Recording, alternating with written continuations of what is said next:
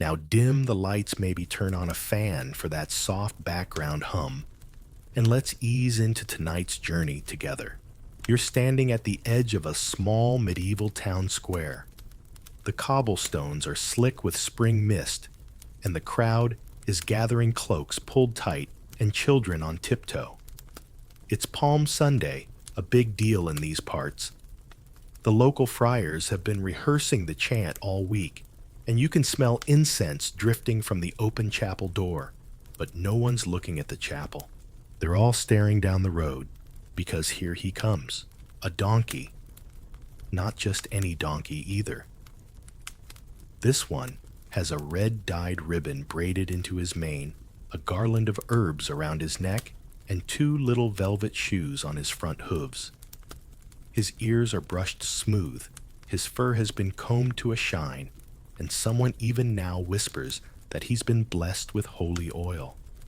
You know, just in case.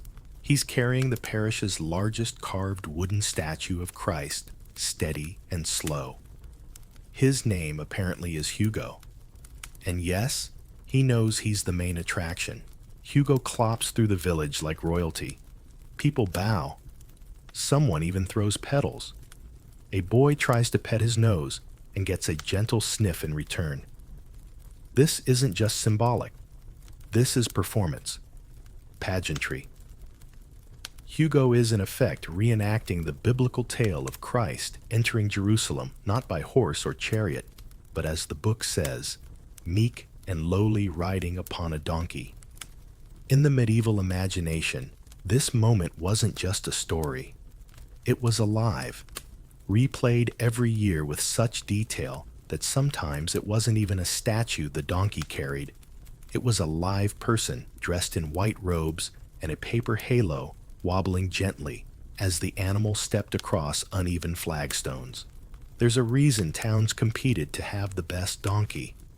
You needed one calm enough to carry a bishop if needed, but regal enough to not eat someone's sleeve mid-procession, and that's harder than it sounds. Some donkeys were rented from nearby monasteries, who trained them all year for this one moment.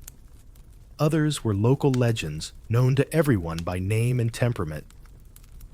Ah, yes, that's Bernard. He only walks if you sing to him. One famous record from the city of Auxerre, France, mentions how the parishioners spent more time preparing the donkey than the choir. They brushed its tail, polished its harness, and even wait for it debated whether a velvet fringe was too much. Spoiler, they added it anyway. And it worked.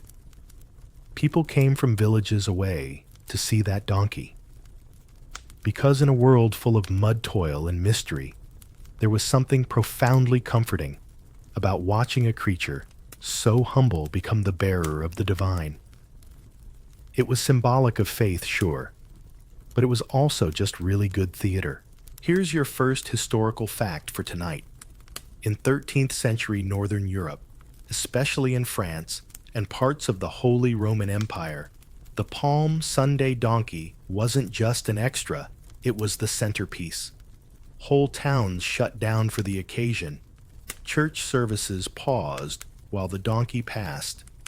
Some towns even gave the animal honorary status for the day, fed it sweet hay, tied ribbons to its tail, and let it lead the crowd into mass. Which brings us to something curious. Not everyone was thrilled about this. Church scholars debated whether using a real donkey was too dramatic. Some said it was distracting. Others argued it helped the illiterate masses understand the story. One anonymous monk scribbled in a margin, "At least the beast is quieter than the children." Of course, donkeys don't always cooperate.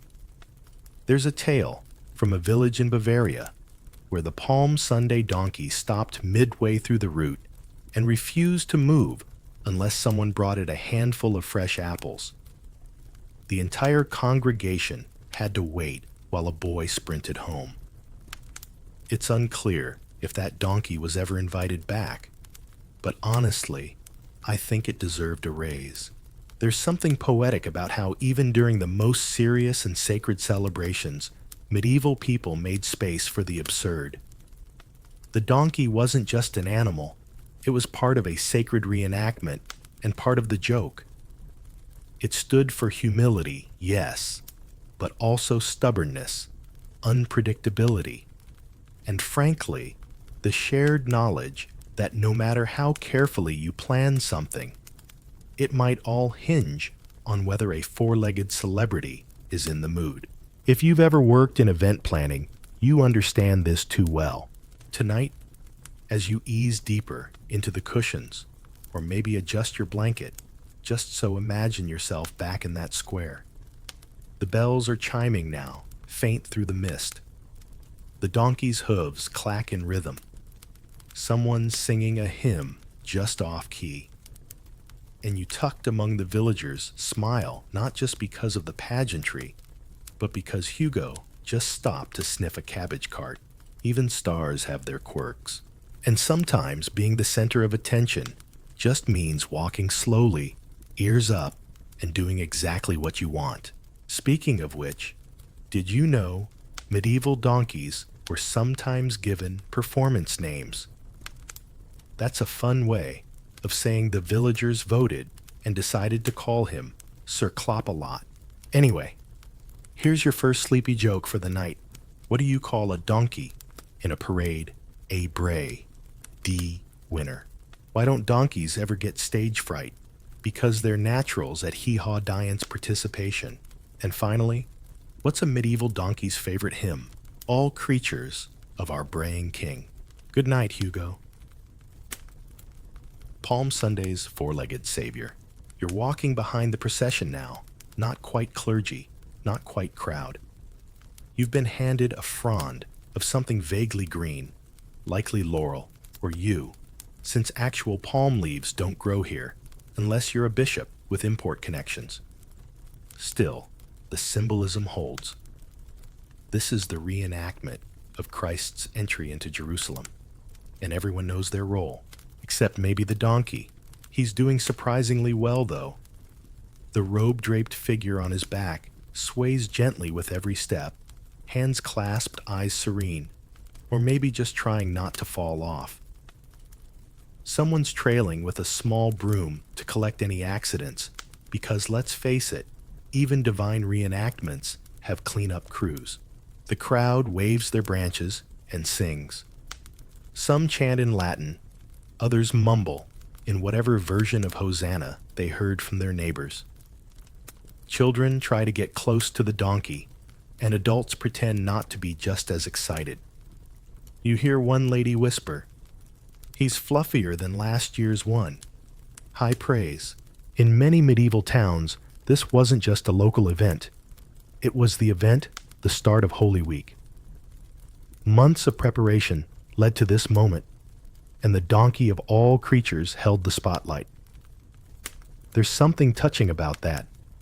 The Middle Ages loved hierarchy, kings, knights, bishops, falcons with better health care than you. But here, a donkey leads the faithful. Some towns took this very seriously.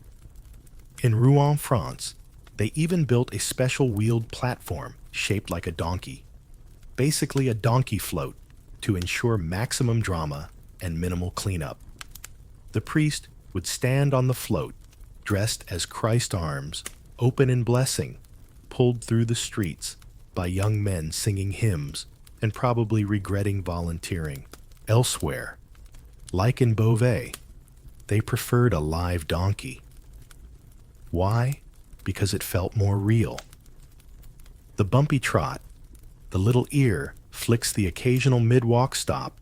To examine a suspicious-looking rock, it added texture. Unpredictability. Humanity, strangely enough. Here's your historical fact for the night. Palm Sunday processions with donkeys weren't limited to churches. Guilds got involved. Merchants sponsored decorations. Bakers gave out sweetbreads shaped like hooves. It became a festival of its own, blending devotion and celebration. And somewhere, under all that incense and choral music, you could always hear the soft clop-clop of hooves. But not everyone was a fan. Some clerics grumbled that the Palm Sunday donkey was turning into a celebrity. They feared people were coming to see the animal more than to reflect on the meaning of Holy Week. One monk noted, "The people cheer louder for the beast than for the blessing." That may sound a little grumpy, but imagine spending all year preparing a sermon only to be upstaged by a well-groomed donkey with a festive hat, which did happen. In certain towns, the donkey wore a headpiece, something between a garland and a crown. In more eccentric parishes, it got a bell collar, or even embroidered saddlecloths with little Latin phrases like Exi asinus sanctus, behold the holy donkey. Again, subtlety was not always a medieval strength, and yet the donkey served a deep purpose. It reminded people that humility could lead that grace didn't need grandeur. A lesson wrapped in fur and braying. But here's the weird detail that no one ever tells you. In a few towns, if the donkey was especially well liked, or if it had served faithfully for several years, it was granted a parish title. That's right, titles. Brother Hugo of Palm Street. Blessed Hoof of the Gate.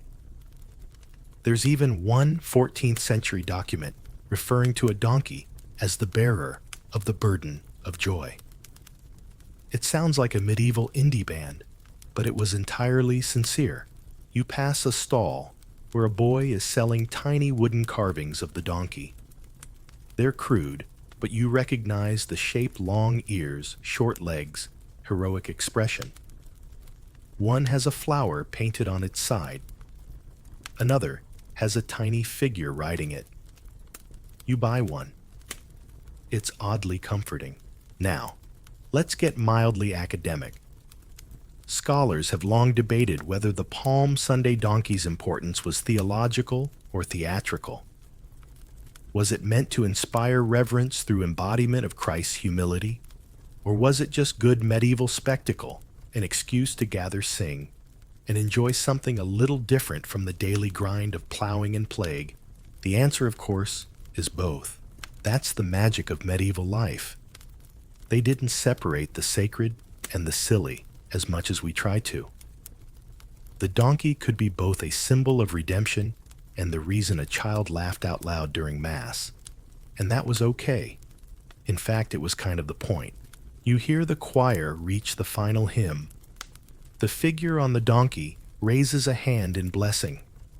People bow their heads.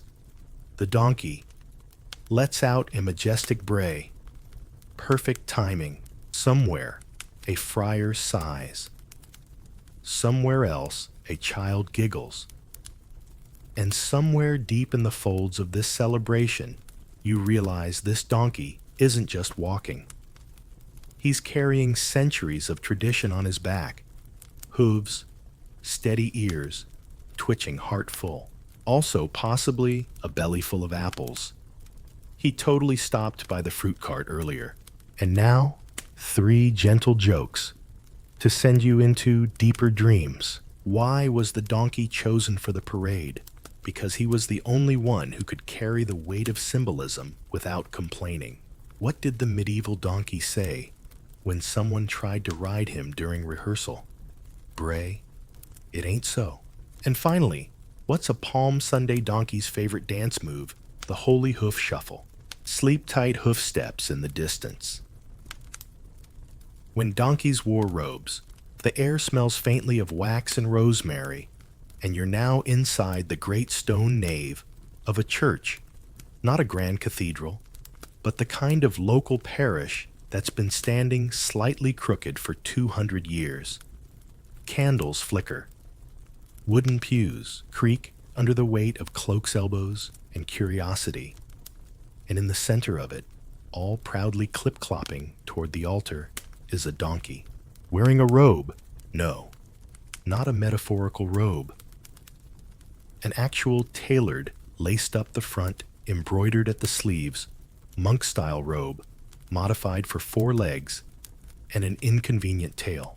Welcome to the Festum Asinorum, or in sleepier Latin, the Feast of the Donkey, held mostly In parts of France and the Holy Roman Empire, especially in the 12th to 15th centuries, this wasn't your standard feast day.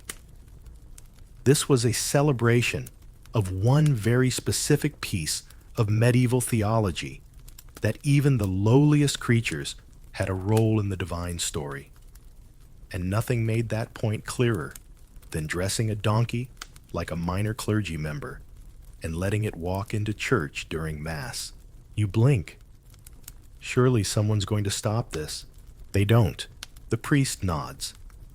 The donkey, let's call him Brother Tobias, keeps walking ears, perked occasionally pausing to sniff a hymn book or nibble the end of someone's braid.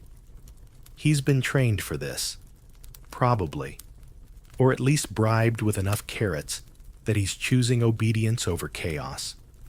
For now, children watch in awe. Older parishioners exchange smiles. And above them all in the rafters, you see a banner strung with painted scenes from the Bible, each one featuring a donkey.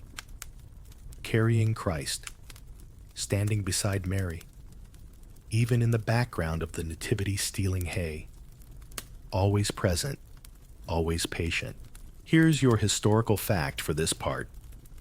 The Feast of the Donkey was a real documented liturgical event in several French dioceses, most notably in Sens and Beauvais, where the service would include the reading of a passage from the Book of Numbers, or the Gospel, specifically stories involving donkeys.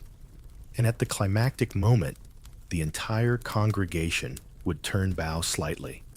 And this is not a joke, sing a hymn to the donkey, and not quietly either. Some verses were call and response. The priest would chant in Latin, and the people would answer with Brays, literal enthusiastic echoing hee-haw, hee-haw, hee-haw. It was joyous. It was absurd. It was surprisingly moving, and it was controversial. Not everyone loved the idea of animal noises in church. Some bishops called it irreverent. Others defended it as a vivid teaching tool, especially for communities where most people couldn't read. After all, if you can't follow a Latin sermon, you can still follow a donkey in a robe. It's theology, but theatrical. A copy of one Festum Asinorum hymn still survives. The Latin is ornate, but the sentiment is simple. Rejoice, O donkey, who bore the King of Heaven. You think about that. How strange it must have been for medieval worshippers to sing to an animal and mean it. But that was part of the charm. Brother Tobias now stands near the pulpit. He shifts slightly one hoof forward, like a seasoned speaker preparing to address the room. A deacon approaches and gently adjusts his robe. Someone embroidered a tiny cross on the back, which is either pious or a fashion statement. Then the choir begins. You expect solemn chanting. Instead, you get a chorus of flutes, bells, and something that sounds like a goat sneezing rhythmically. Instruments are everywhere. This isn't just a feast, it's a celebration of joyful noise. Controlled chaos in the name of divine humility. In some towns, after the final blessing, the donkey was led through the aisles so people could touch him for luck. Children would whisper wishes into his ears. Adults would tuck coins into his harness.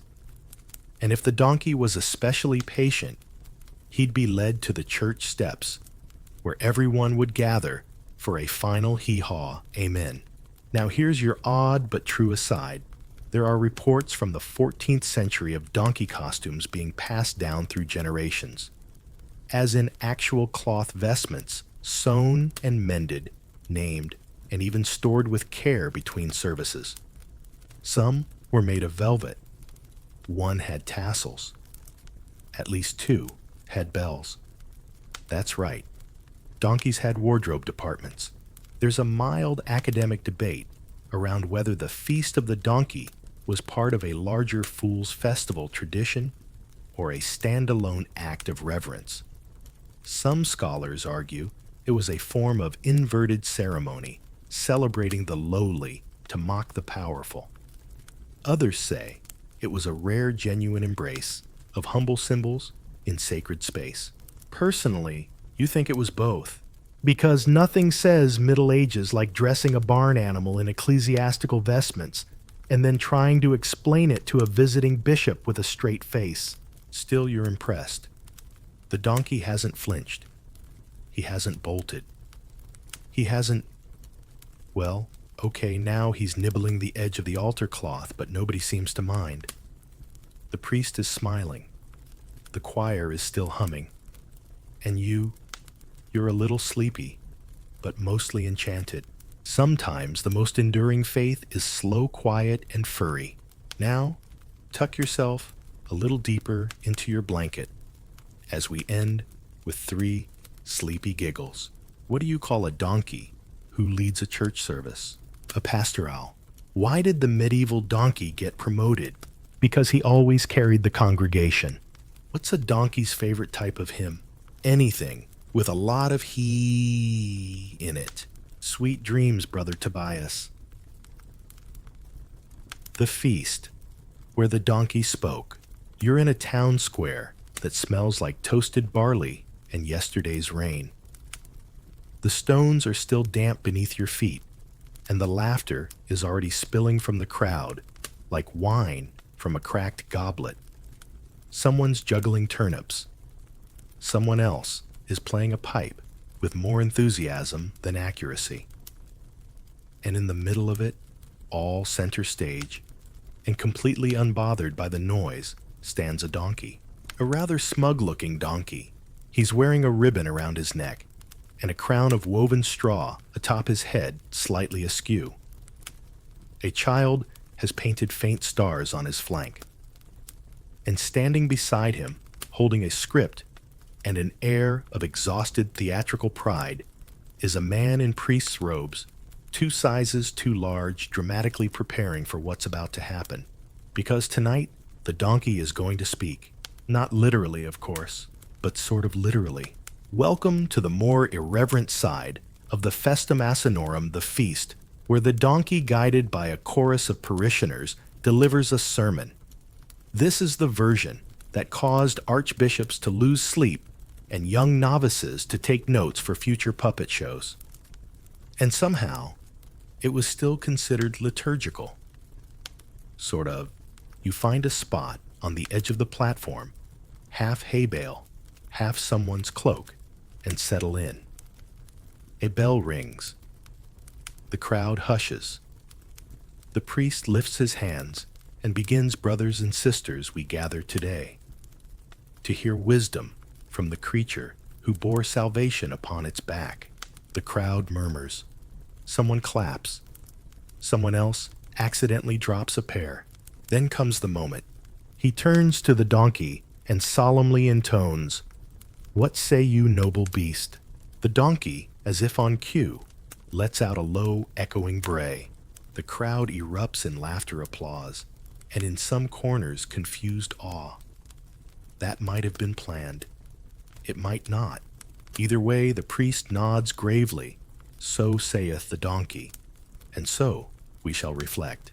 This goes on for a while. A mock sermon, punctuated every few lines by a carefully timed hee-haw. Each bray serves as commentary, a divine punctuation mark. Sometimes the priest interprets the bray as approval, sometimes as correction.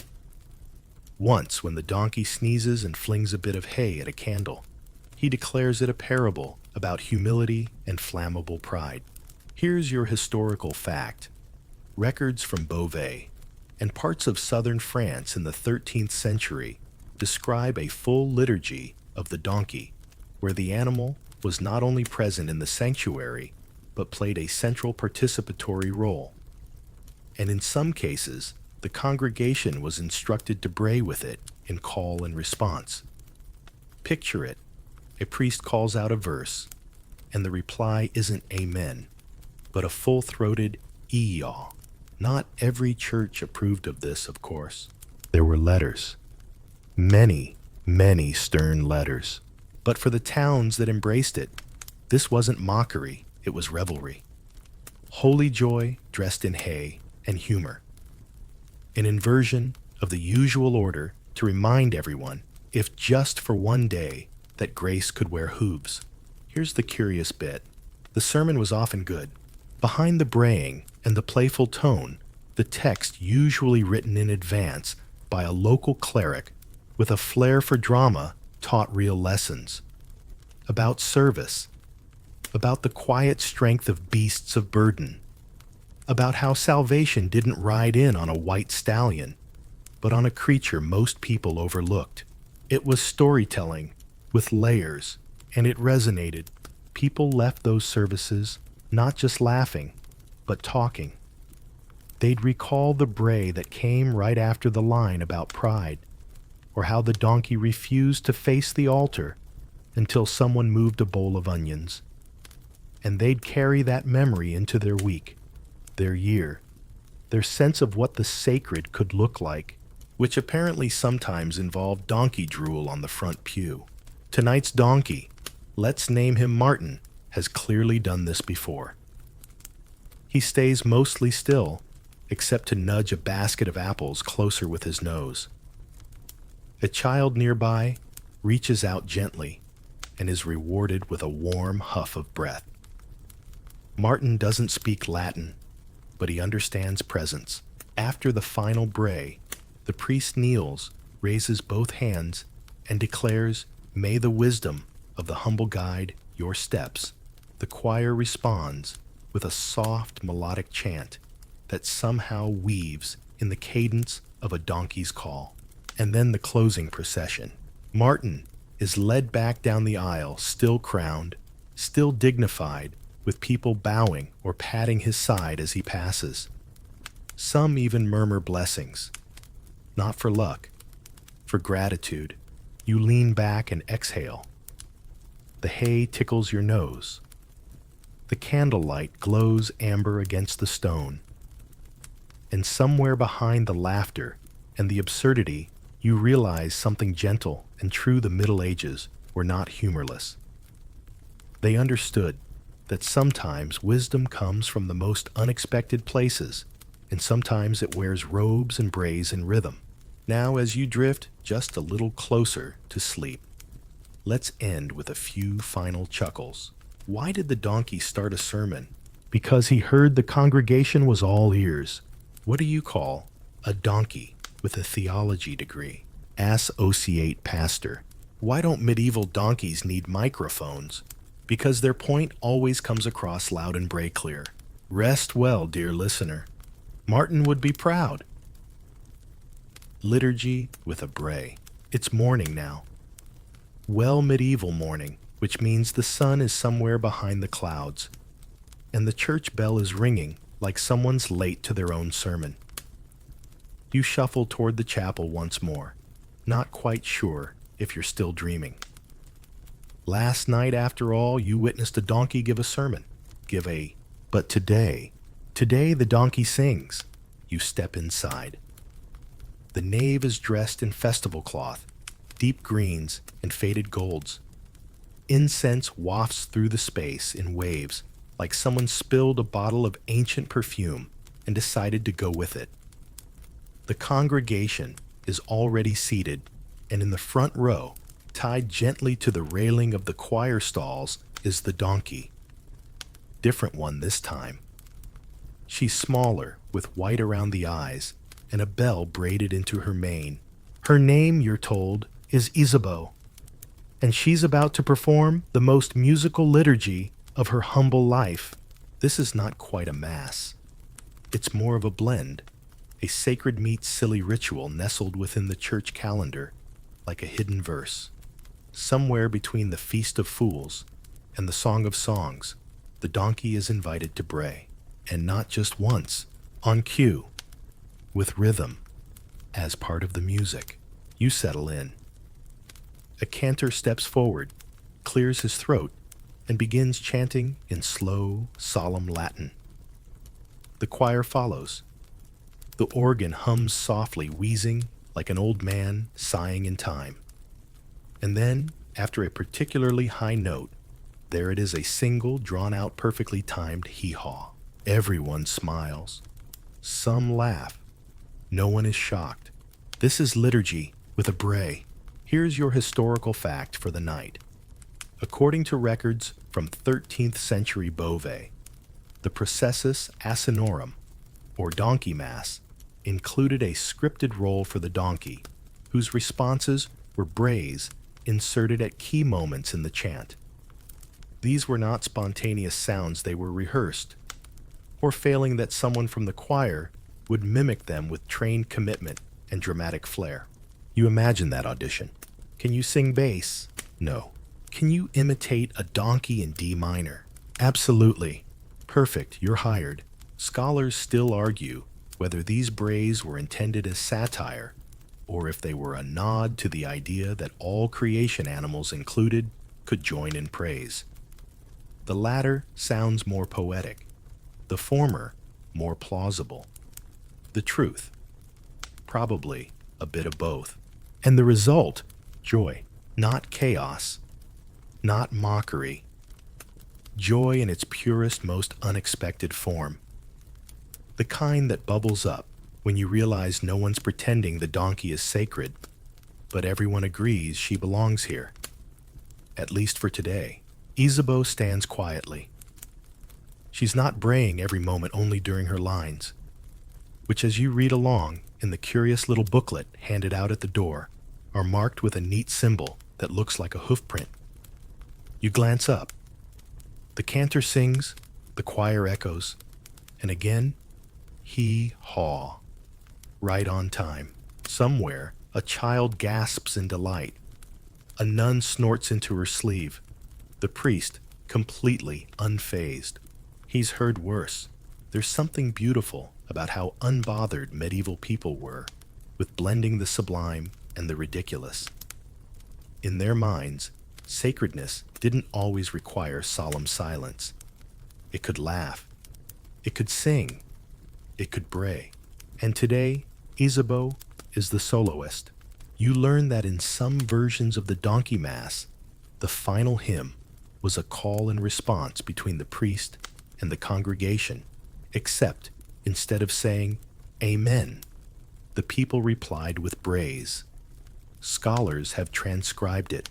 Priest ite, missa, est, go forth. The mass is ended. People, hee-haw, hee-haw. Imagine that echoing off the stone walls. Reverent, ridiculous, entirely real. One 14th century account describes a bishop attending such a service incognito. He watched bemused until the final bray, then supposedly stood and said, I have never heard such music, nor laughed so earnestly within these walls. Then he blessed the donkey. Of course, not all authorities were amused. Some tried to suppress the festival. Orders were sent.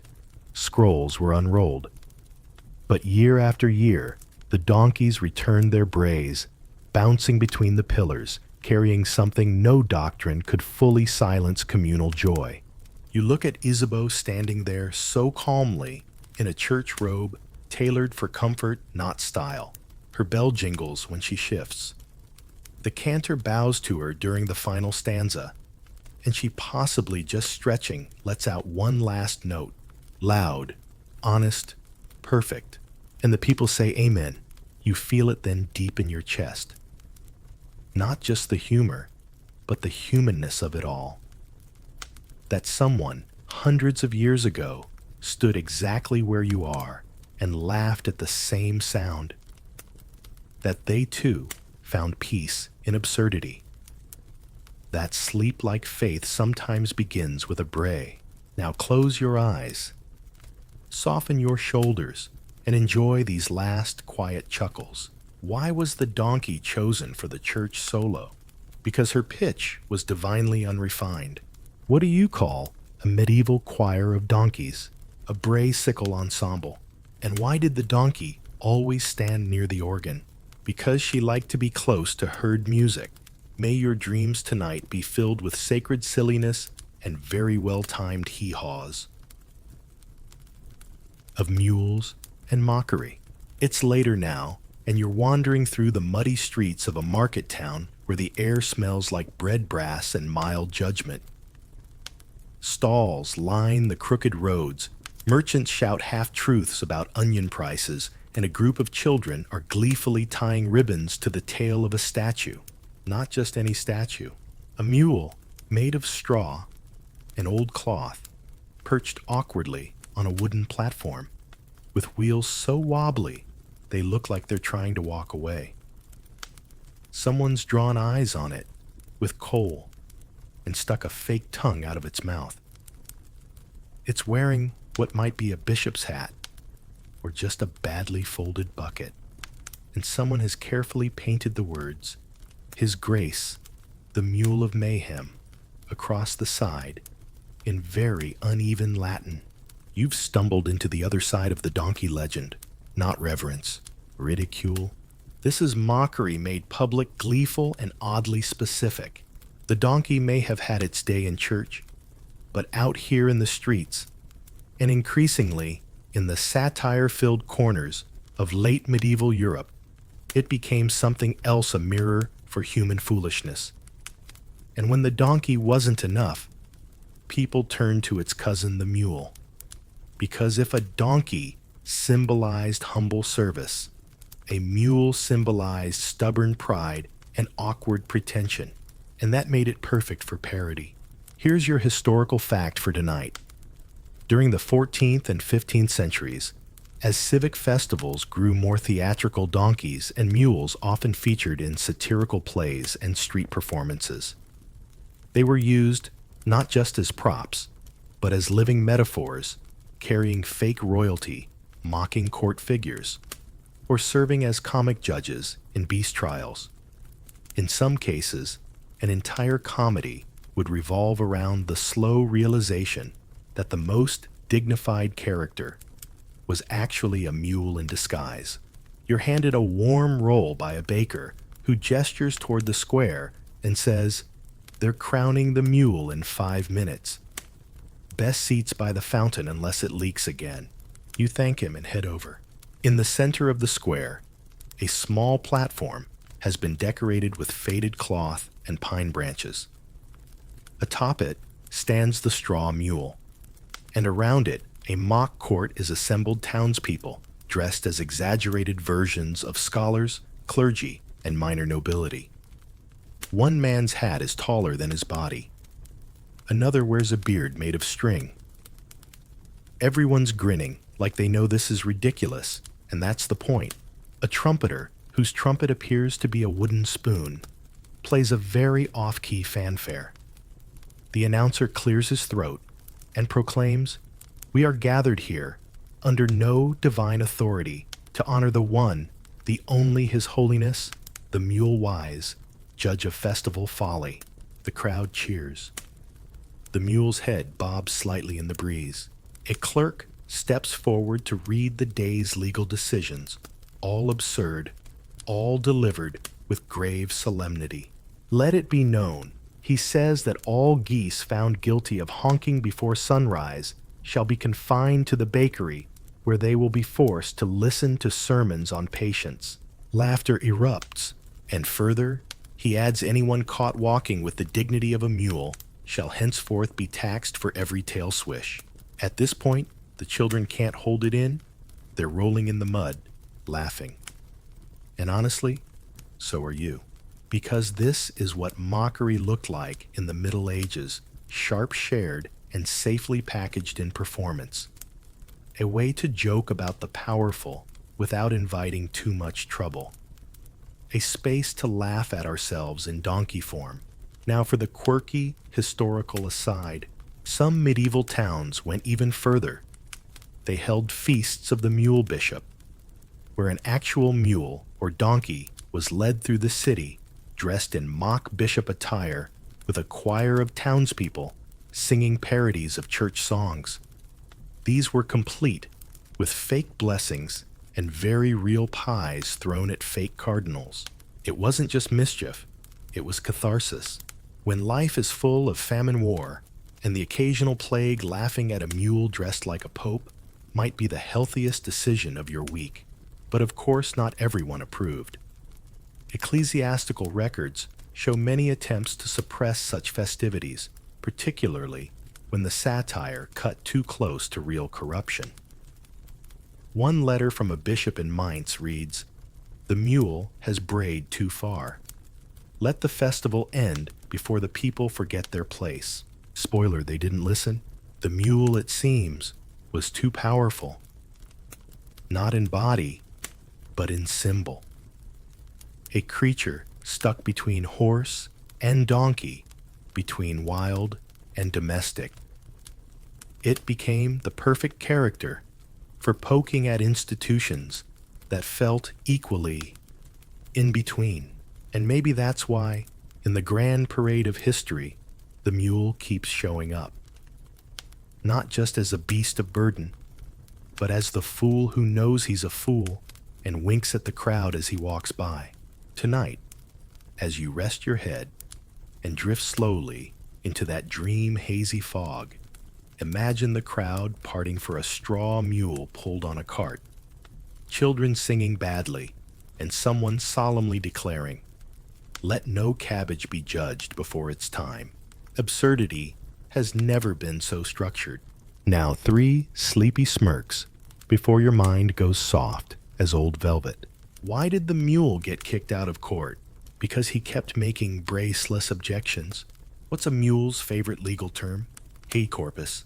Why do medieval mules never tell jokes too early? Because timing is Bray thing. Rest easy. The mule has ruled.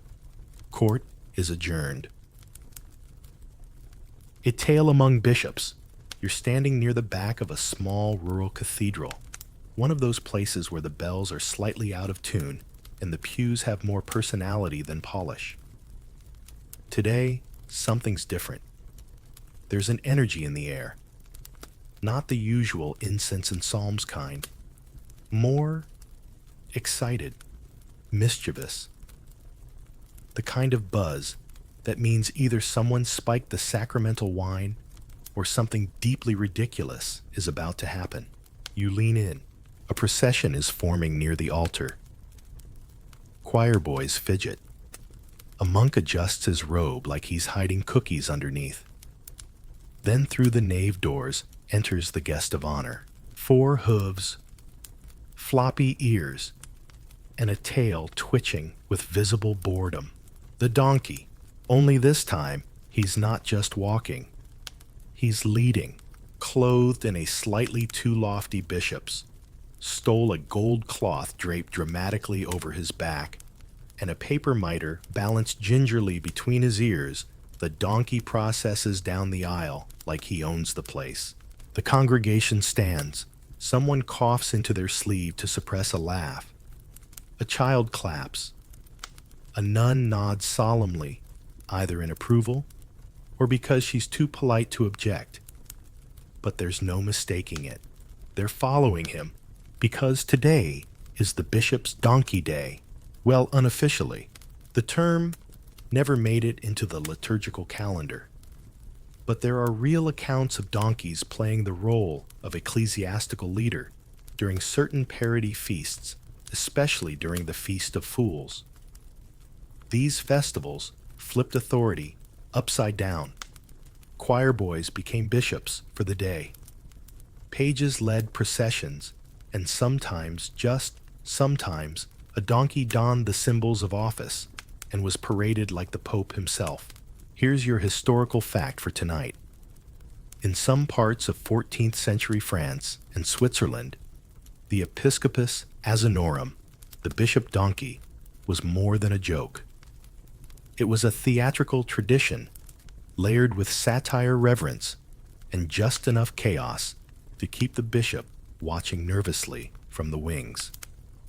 While the donkey didn't give sermons unless braying counts, it often blessed the crowd by being led through the church, stopping at each corner while the crowd chanted.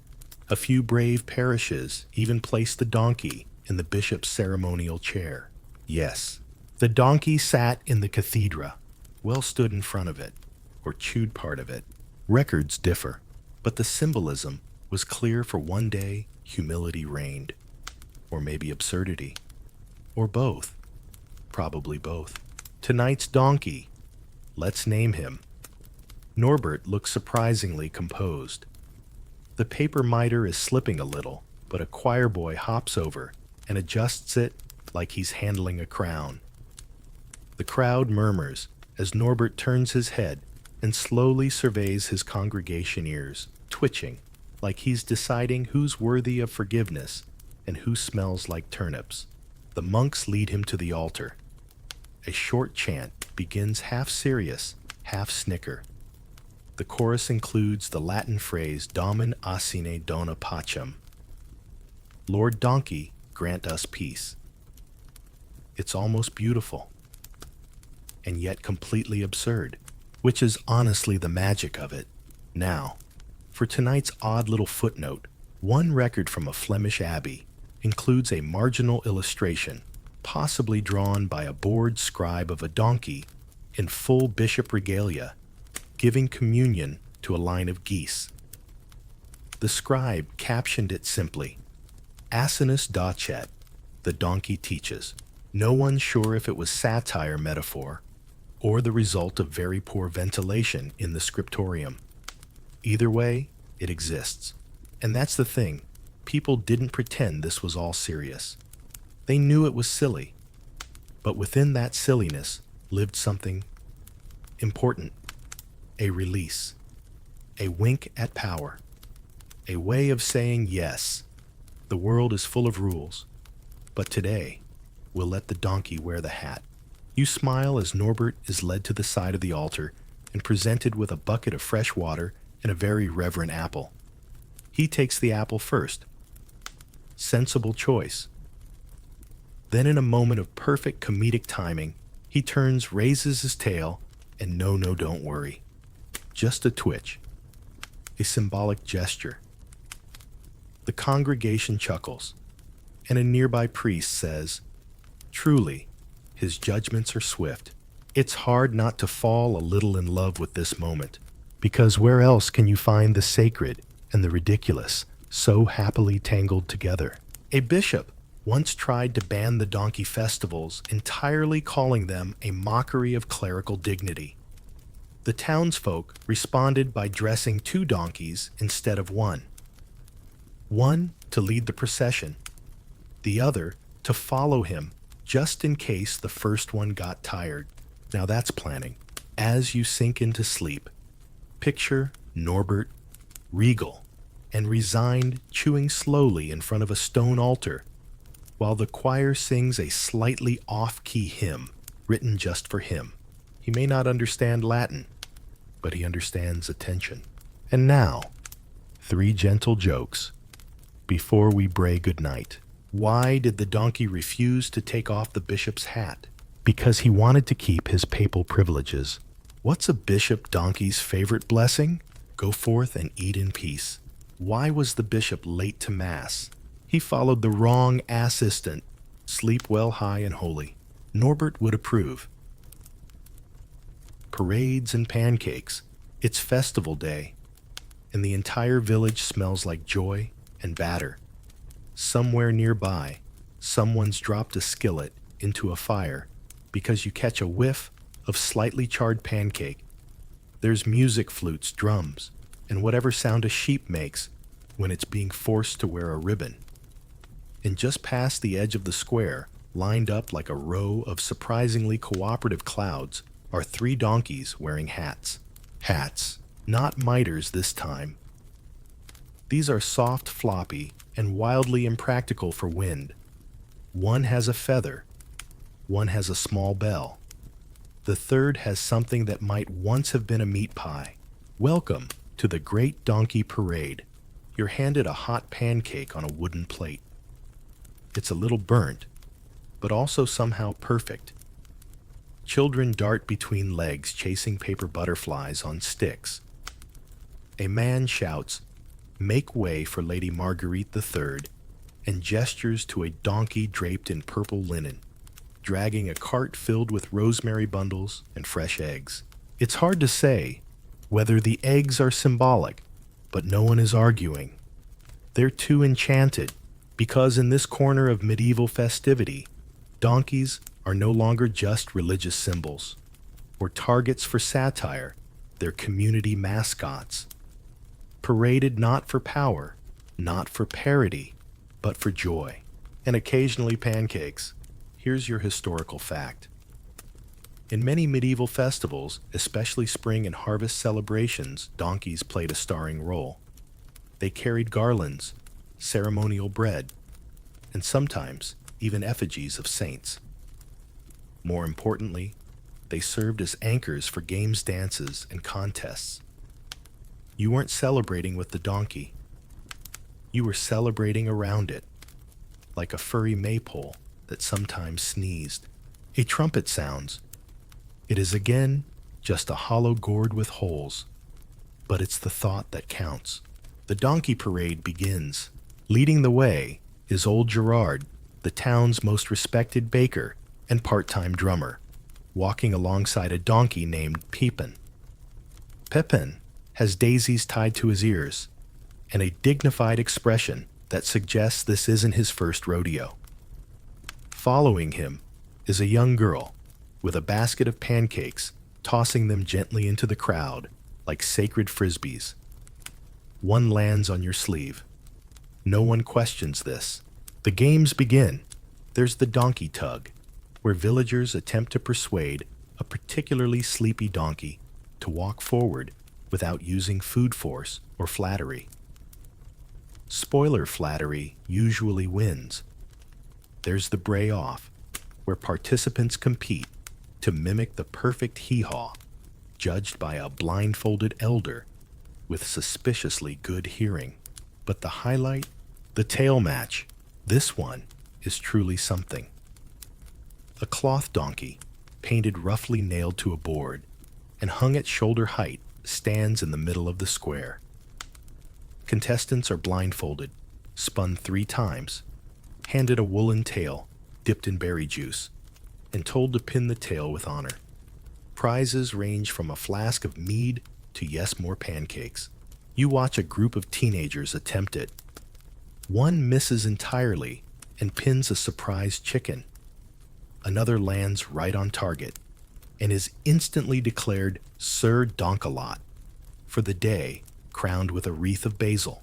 You think about joining, but you're too content, where you are perched on a bale of hay watching it all like a traveling scholar who accidentally found happiness. And here's a delightful detail most people don't know. In certain French towns, there existed a role known as le gardien de l'âne, the keeper of the donkey, whose job it was to care for the parade donkey in the days leading up to the feast. This included feeding, grooming, and in at least one written ordinance, ensuring the beast is treated with reverence lest his mood turn surly. It was a position of honor. Some keepers even passed it down through generations. One 15th century manuscript includes a song titled Chant de l'âne joyeux, or Song of the Joyful Donkey, meant to be sung as the donkey walked through town. It includes lyrics like, "He carries no sword, he seeks no throne, yet all hearts follow where he's gone." Catchy. You hum it quietly. The parade finishes with a procession around the church. The donkeys are blessed with a sprinkle of water and a whispered prayer. The crowd sings a final verse of thanks, not just for crops or peace or mild weather, but for the animals who carried their burdens year after year with patient eyes and soft brays. The sun begins to dip. The last pancakes are flipped. A child falls asleep with their head against a donkey's side, and no one has the heart to move them. You yawn just a little, because this is what history doesn't always tell you. Joy wasn't rare in the Middle Ages. It was just seasonal, local, full of hay, and often centered around an animal with slightly too long ears and a very particular attitude. And now, before your own dreams begin to parade through your mind, 3 lighthearted jokes to send you softly down that path. What do you call a medieval donkey pancake festival? A Bray fast fair.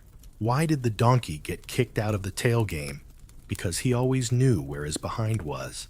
And what's a donkey's favorite festival treat? Short stacks and long naps. Rest well. The garlands have wilted. The crowd is quiet. And Pepin, the flower-eared donkey, is already snoring under a tree. Saints and stablemates, the church is quiet now, long after the last pancake has been eaten, and the donkeys have retired to their stables with full bellies and only mild emotional damage from being called Your Holiness. You're in a small side chapel, lit only by 2 candles and the gentle flicker of a stained glass window. The scent here is beeswax damp stone and hay that somehow snuck in, probably stuck to someone's boot or tail. You've come to rest, but also to remember, because tonight we're not talking about donkeys in parades or pulpits. Tonight we meet the holy companions, the donkeys that walked beside saints, not as symbols, but as sidekicks, the original medieval emotional support animals. Let's begin with Saint Francis of Assisi, the patron saint of animals, the barefoot philosopher of humility, and possibly the first documented vegetarian to befriend every living creature he met. His connection with donkeys wasn't just poetic, it was personal. One famous story recounts a donkey weeping at Francis's death. Yes, weeping. The legend says the animal stood outside his cell, refusing food, bowing its head. Whether that's metaphor, miracle, or someone projecting feelings onto a very still donkey, it left an impression. Francis believed that donkeys were closer to God than most humans. They were gentle, enduring, and never pretended to be anything other than what they were. That made them, in his eyes, not lowly, but luminous. Here's your historical fact for the night. In hagiographies, the biographies of saints written with more awe than accuracy, donkeys often appear as companions during long pilgrimages. Saints, traveling across dry, dangerous terrain, were said to be protected by their donkeys, who sensed threats, sniffed out clean water, and in one case kicked a bandit into a bush. A holy bush, apparently. But it wasn't just Francis. Saint Anthony of Padua, known for his sermons and gentle rebukes, also had a donkey companion. Local stories say that the donkey once refused to eat until Anthony had finished evening prayers. Whether that was spiritual devotion or strategic hay delay is unclear, but it got recorded. And then there's the curious tale of Saint Pelagia, a reclusive desert hermit whose donkey was her only contact with the world. The animal carried water jars down a mountain path, waited silently during hours of contemplation, and on one occasion reportedly stood guard against a group of overly curious goats, like a tiny braying bodyguard. Let's take a sleepy detour into oddity. In the margins of a 14th century French devotional, someone illustrated a donkey kneeling before a chalice. Not a saint in sight, just the donkey. Above it, a tiny scroll reads, Fiat voluntas tua, thy will be done. It's unclear if the donkey is supposed to be worshiping waiting for oats or just stretching, but the message is clear. This creature is part of the holy story. That's what's quietly beautiful about this chapter of donkey history. It isn't flashy. There are no bells or bishop hats, just quiet loyalty. A presence that required no miracles, only patience. In an age obsessed with heavenly signs, sometimes the miracle was a donkey that didn't wander off mid-sermon. One dusty text from a Carthusian monastery describes a rule monks could not name their donkeys after saints, lest familiarity breed irreverence. The loophole they gave them, saintly nicknames instead. So you'd hear tales of old Padre Blessed Ears or Brother Longface. Harmless, yes. Touching, absolutely. You glance over to a carved wooden statue in the corner of the chapel. It's Saint Joseph, leading Mary on a donkey's back. You've seen it 100 times, but tonight it feels different. You notice the way the donkey is carved, head bowed slightly, as if listening, not straining. Holding more than a burden, holding purpose. Theologically speaking, scholars have argued that donkeys were stand-ins for humility, patience, endurance. But to villagers and monks alike, they were more than metaphors. They were daily reminders that holiness didn't always look like glowing halos and fiery visions. Sometimes it looked like 4 hooves and a nose in your pocket looking for a carrot. And now, 3 sleepy donkey jokes with a touch of saintly flair. Why did St. Francis love donkeys? Because they never tried to outpreach him. What's a donkey's favorite Bible verse? Blessed are the meek, for they shall inherit the stall. And why didn't the donkey become a monk? He already mastered the vow of silence, with occasional braying.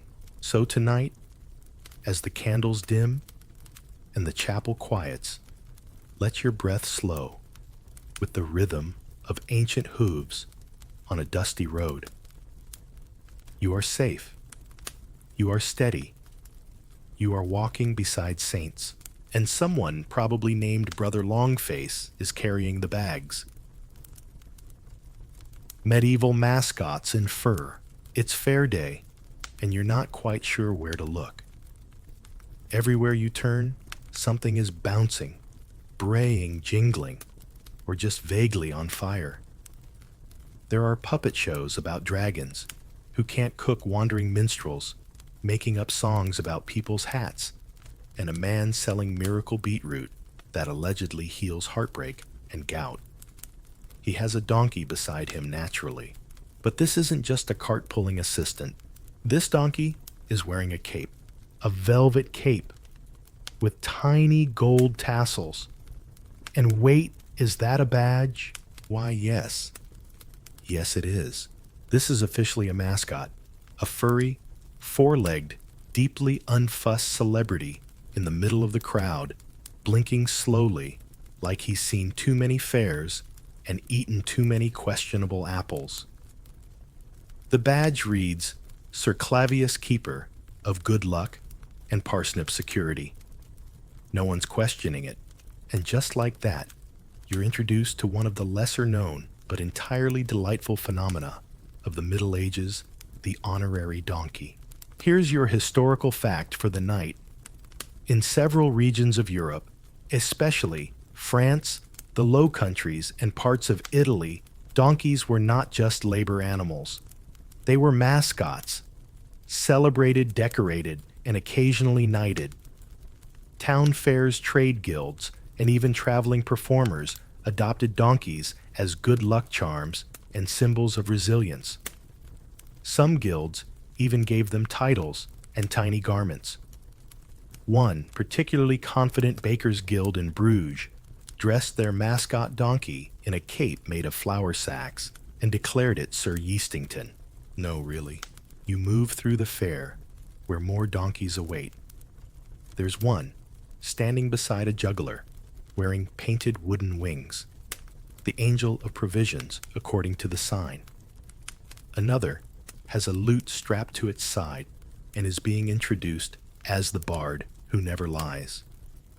The crowd cheers as he lets out a spectacular bray, which might just be the truest song anyone's heard today.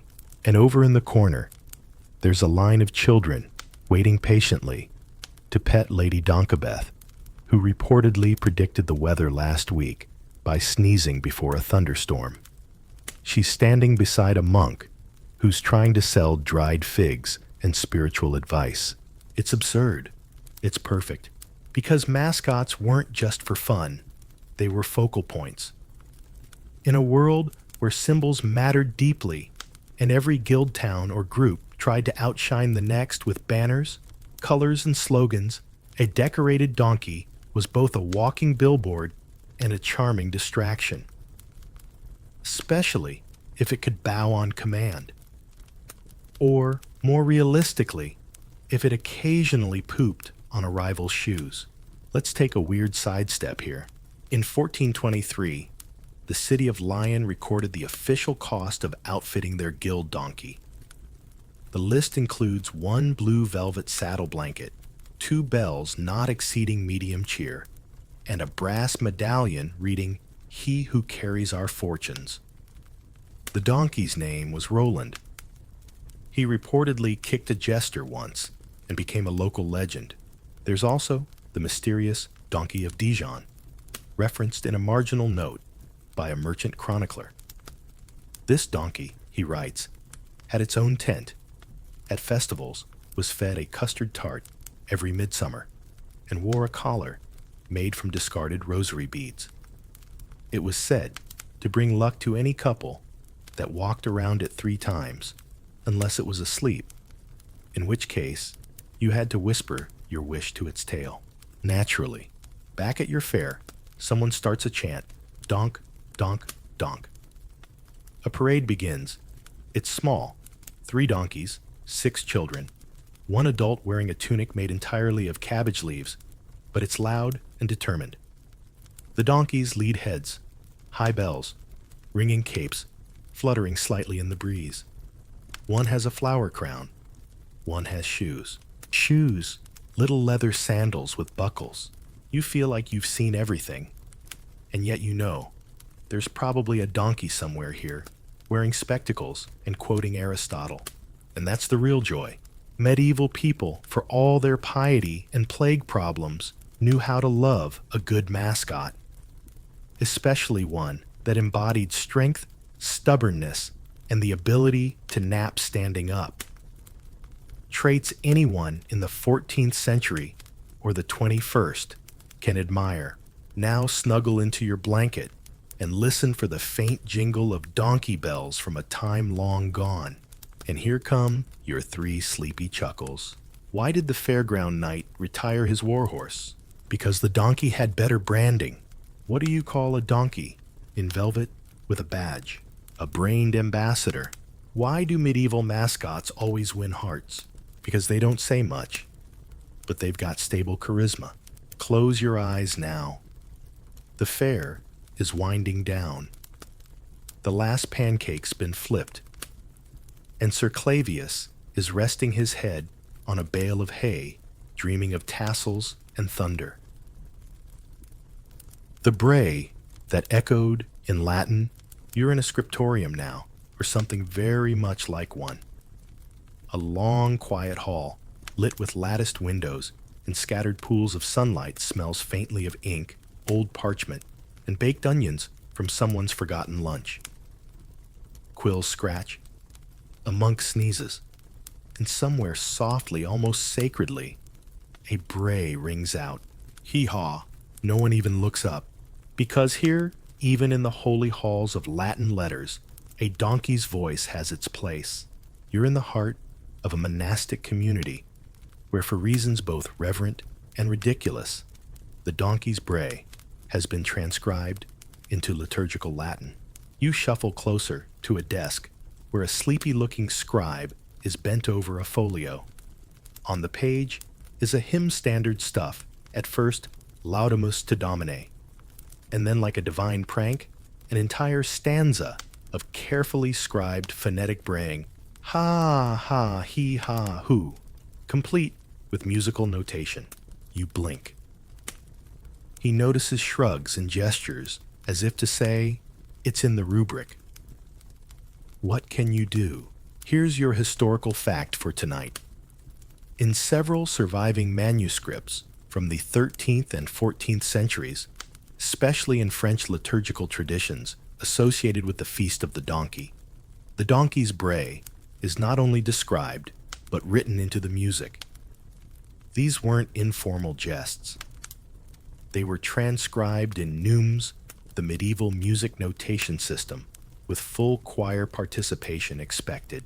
Yes, a church choir, singing a donkey's bray, in Latin mode, the most famous of these Orientis partibus. From the East, the donkey came, is a hymn written in honor of the biblical donkey. Its verses celebrate the donkey's loyalty and service, and the final refrain invites the congregation to respond with 3 hearty brays. Hez sir asnes garchanté, belle bouche rechignée, hee-haw, hee-haw, hee-haw. You can almost hear it echoing off stone walls, solemn chant, leading into joyful absurdity cloaked in reverence, punctuated by snorts. The scholar in you might ask, why? Why commit this to parchment? Why give sacred space to what in modern terms would be the punchline of a barnyard joke? Because medieval people didn't separate the sacred and the silly the way we do. To them, God could be found in thunder and in toadstools, in incense and in braying, especially braying that reminded them of humility, burden, and the quiet dignity of being useful in the background. Plus, it was fun. You stroll past another lectern, this one guarded by a slightly grumpy friar who appears to be translating Psalm 104 while humming something suspiciously close to Old MacDonald. He glares at you, then points toward a side alcove. There, in careful brushstrokes, is an illuminated manuscript showing the nativity scene. Mary Joseph, baby Jesus, shepherd stars, and a donkey standing just off to the side mid-bray. His mouth is open, his eyes are soulful, and someone has decorated the background with delicate golden rays as if the bray itself is divine. And perhaps, in that moment, it was. Let's take a wonderfully nerdy side path here. Some medieval grammarians actually debated how to spell a donkey's bray properly in Latin. Was it hinum hinhanum or hee-haw? One earnest Benedictine argued it should be hinira asinorum, borrowing the verb hinira, which was technically reserved for horses. The debate fizzled out when someone drew a donkey, kicking a scroll in the margin. But the point remains, they took it seriously enough to argue about it. Even St. Augustine, ever the philosopher, once used a donkey's bray in a metaphor about divine language, that sometimes the holiest truths are heard not with the ear, but the heart, even if the voice is no more than that of an ass. Which raises a philosophical conundrum. If a donkey brays in church and everyone listens, is it still a joke or is it prayer? The choir files in behind you, now preparing for what appears to be rehearsal. A boy sneezes. A monk taps his foot. The lead cantor lifts a hand. The chant begins slow haunting, layered in minor tones. You can feel it rise in your chest, not quite melody, not quite memory. And then, as if no one's surprised, hee-haw, hee-haw, hee-haw. 3 perfect brays sung in harmony. You stifle a smile. The scribe grins from across the room. Even the donkey in the corner. Yes, there's a real one watching from behind the rood screen, gives a little tail swish, as if to say, finally they're getting the notes right. Now, before your thoughts drift into dreams, like parchment, curling near candlelight, 3 gentle, academic giggles for the evening. Why did the monk compose a hymn for the donkey? Because he needed help with the notes between the brays. What do you call Gregorian chant performed by a donkey? He plainsong. And why was the donkey always on pitch? Because he studied at the University of Oilishant Sound. Lay your head down now. Let the quiet pages turn. Let the brays echo into memory and rest in the comfort of a world where even donkeys sang in Latin. The cost of stardom. The sun hasn't risen yet, but the barn is already alive. You're standing in a cozy corner, wrapped in wool, surrounded by the sounds of clinking buckets, muffled yawns, and a low, disgruntled bray that clearly says, "I was not consulted about this." Meet Beatrix, star of the town's upcoming donkey procession. She is standing in a wooden stall, lined with fresh straw, and a blanket bearing her name embroidered in thick, uneven stitches, probably by a local child or a very hopeful monk. Her ears twitch with suspicion. Her hooves are freshly scrubbed, and someone somewhere is heating a mixture of chamomile and honey to dab behind her ears. Because Beatrix is more than a donkey. She's a performer. And today, we're talking about the less glamorous side of medieval donkey fame. Here's your historical fact in towns that regularly featured donkeys in festivals, religious pageants, or civic parades. Those donkeys received dedicated care in the days leading up to their appearances. Municipal records show expenses logged for donkey grooming, stable cleaning, special feed, and even ceremonial trimmings. One 15th century town ledger lists 2 silver bells for the donkey of Lent, 1 pint oil for her coat and cloth for hoof wraps, lest she slip upon the paving. You glance down at Beatrix's hooves. They are indeed wrapped in green linen. She sighs. There's a lot of pressure on a donkey like her. The walk must be stately, but not stubborn. Her tail should not knock over any relics. She is not to bray during the bishop's blessing, unless it's at the right moment, in which case she is encouraged to do so with enthusiasm. A monk gently approaches with a brush. Beatrix shifts her weight and lifts one hoof dramatically. "Divas," the monk mutters, but lovingly. You wander out to the stable yard, where the handlers are arguing softly over the ceremonial cloth. It's been washed, twice ironed with warm stones, and sprinkled with dried lavender. But there's a wrinkle. Not literal. Political. The town steward wants Beatrix to wear the blue and gold banner. The friars insist on the burgundy and wheat one. Someone says she's going to sit on it anyway. That someone is correct. And here comes the odd historical tidbit. In some regions, especially in southern France, and Aragon, ceremonial donkeys were treated like members of the caste. They received rehearsal time. Yes, rehearsal. There are records of donkeys being walked through the town square the day before a major procession to familiarize the beast with applause and sudden noise. Imagine that. A tech rehearsal for a donkey. It wasn't all velvet and oats, though. Fame had consequences. Popular donkeys, those who performed well, or simply looked particularly majestic in a bishop's mitre, became local icons. With that came expectations. Some townsfolk would leave small offerings in their stalls. Children would whisper prayers into their ears. Occasionally they were asked to bless bread or stand beside the town mayor at public announcements. That's a lot of pressure for someone whose biggest concern is whether the oat bucket has raisins today. And not all donkeys enjoyed the spotlight. There's a famous case from Ghent in 1392, where the festival donkey, a large gray named Baldwin, refused to leave his stall on the morning of the Feast of the Visitation. After an hour of coaxing music and at least one attempted motivational speech from a friar, Baldwin was replaced with a goat wearing a tail extension. The audience was not pleased, but in most cases, the donkeys played their parts beautifully calm, slow, oddly majestic. Perhaps because they sensed they were being honored. Or perhaps because, unlike humans, they didn't overthink the ceremony. Beatrix, now brushed to a gleam, is having her garland adjusted. She looks vaguely proud, or vaguely sleepy. It's hard to tell. Someone feeds her a slice of pear.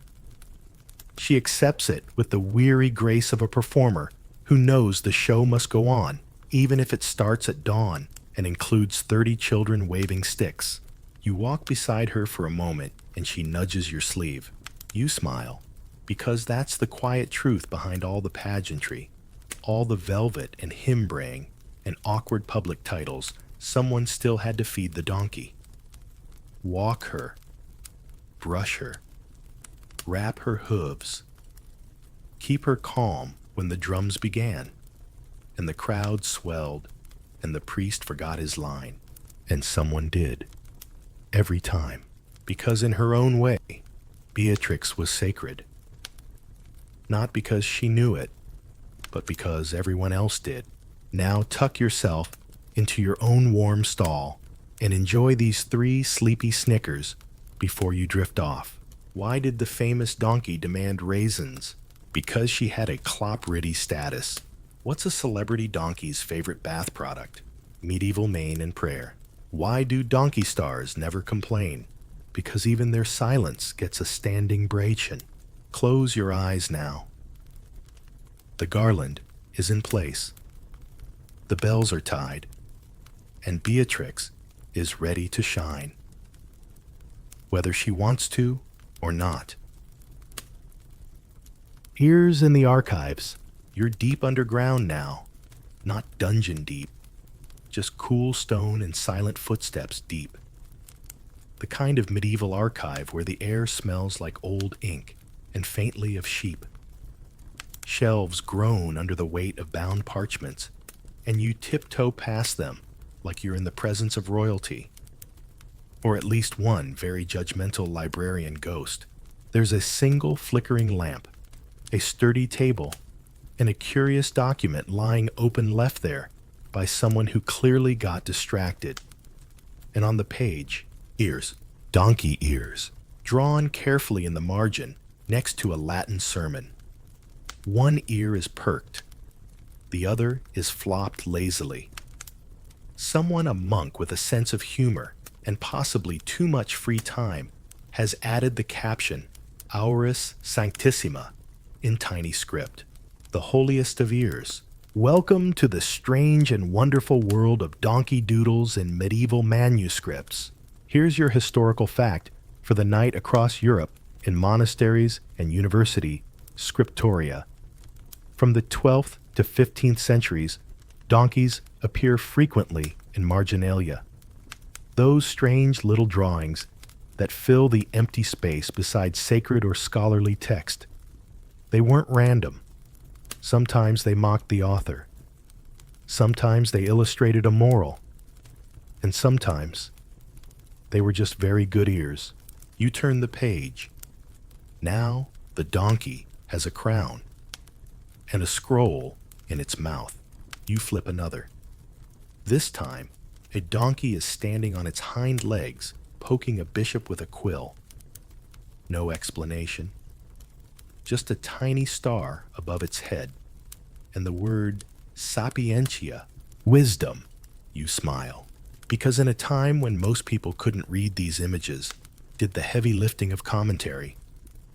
A donkey might represent foolishness, but drawn beside a proud nobleman, suddenly the donkey becomes the wise one, a furry footnote, a whisper of satire, a soft bray saying, don't take yourself too seriously, not even in Latin. One especially detailed margin illustration shows a full procession of animals with a donkey riding in a cart pulled by priests. The donkey wears a mitre and carries a staff, while the priests look slightly harried. Underneath, a caption reads, Mutum sed fortum, silent but strong. Academics argue whether these drawings were rebellion reverence or just the medieval version of doodling during a boring lecture. Some scholars suggest the donkey represented the common folk, sturdy ignored, but always present. Others think it symbolized stubborn truth, and still others just enjoy the art. And it is art. Some donkeys are sketched with graceful brush strokes shaded with fine lines and set among swirling vines or gold leaf halos. Others are less refined, more rectangle than animal. One poor soul has ears growing directly out of its eyebrows, but all of them are watching, listening, present. There's a lesser-known manuscript in the Library of St. Gall, a beautifully preserved psalter, where the O of Omnia on one page is shaped like a donkey's open mouth. The text flows from its teeth like a sermon mid-bray. That's either genius or sleep deprivation, maybe both. Now here's your odd archival twist. Some monks, when copying texts, would leave small donkey icons to mark places where they believed a passage was particularly dense or hard to understand. These were little reminders to future readers. Proceed with caution.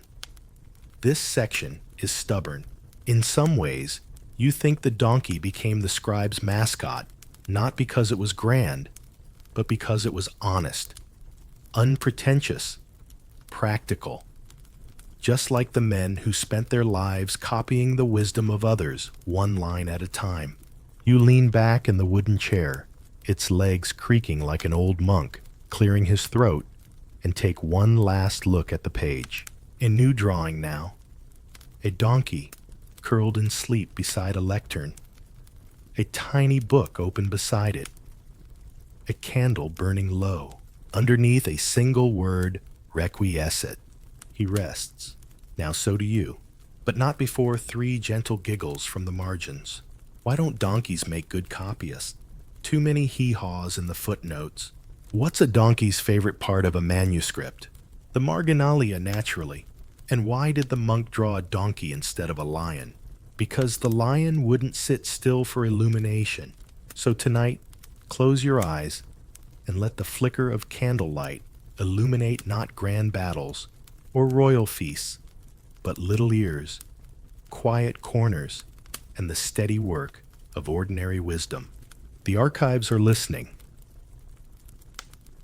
From stable to stage, the curtain's not velvet, it's burlap. The stage, a few wooden planks laid unevenly on hay bales.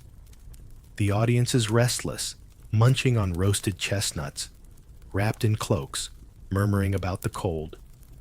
You've managed a front row seat, which isn't saying much since front row means you're sitting on a crate with a slightly judgmental goose perched beside you.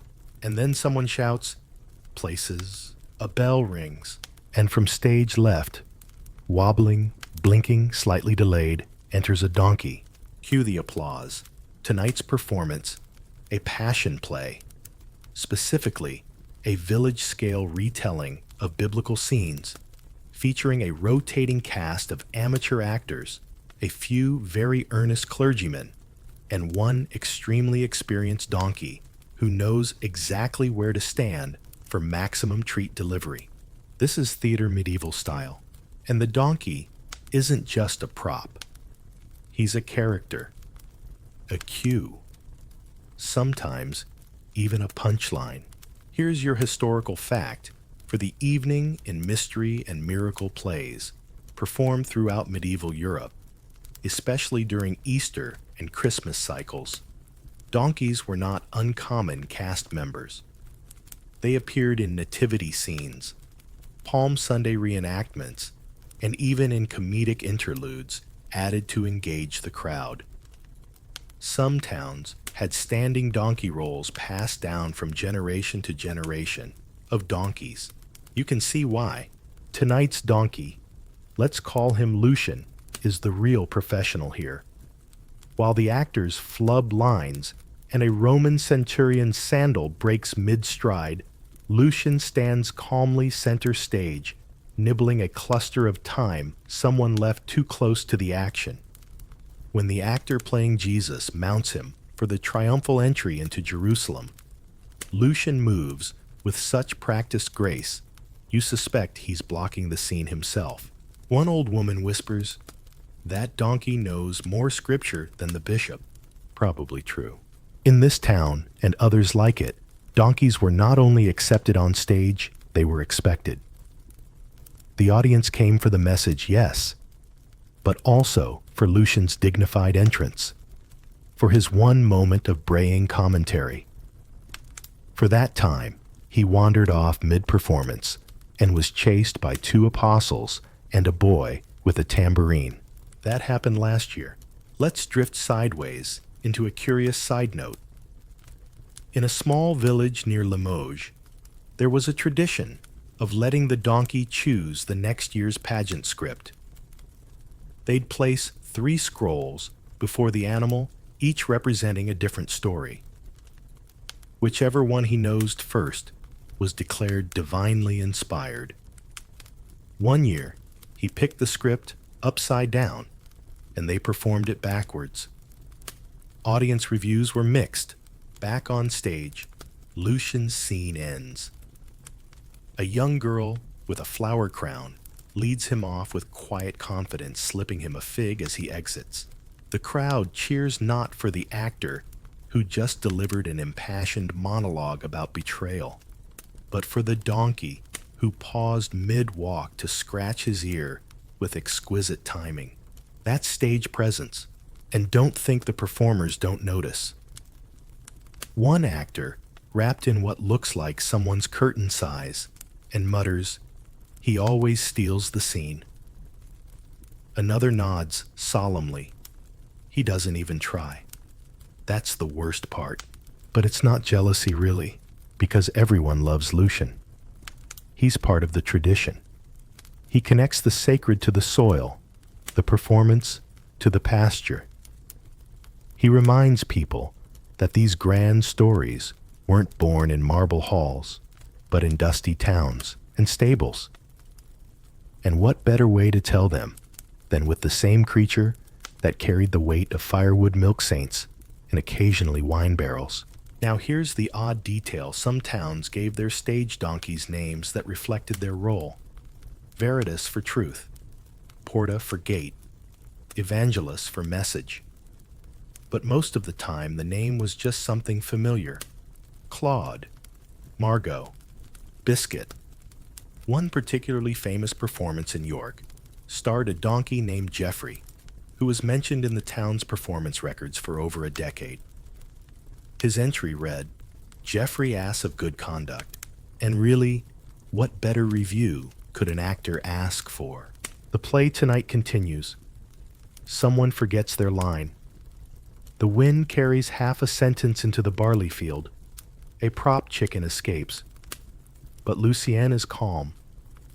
Lucien is steady. Lucien is chewing something thoughtfully while watching the crucifixion scene unfold with a face that says, "You people really need to rehearse more."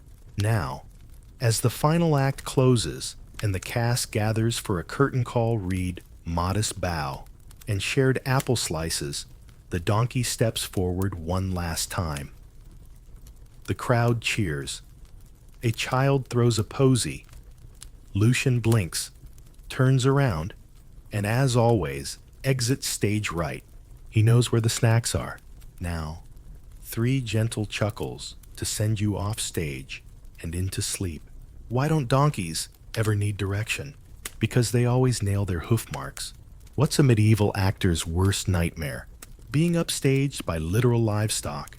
And why did the bishop offer Lucian a speaking role? Because every time he brayed, the crowd repented just a little faster. So tonight, let the curtain fall in your mind. Let the donkey take a bow.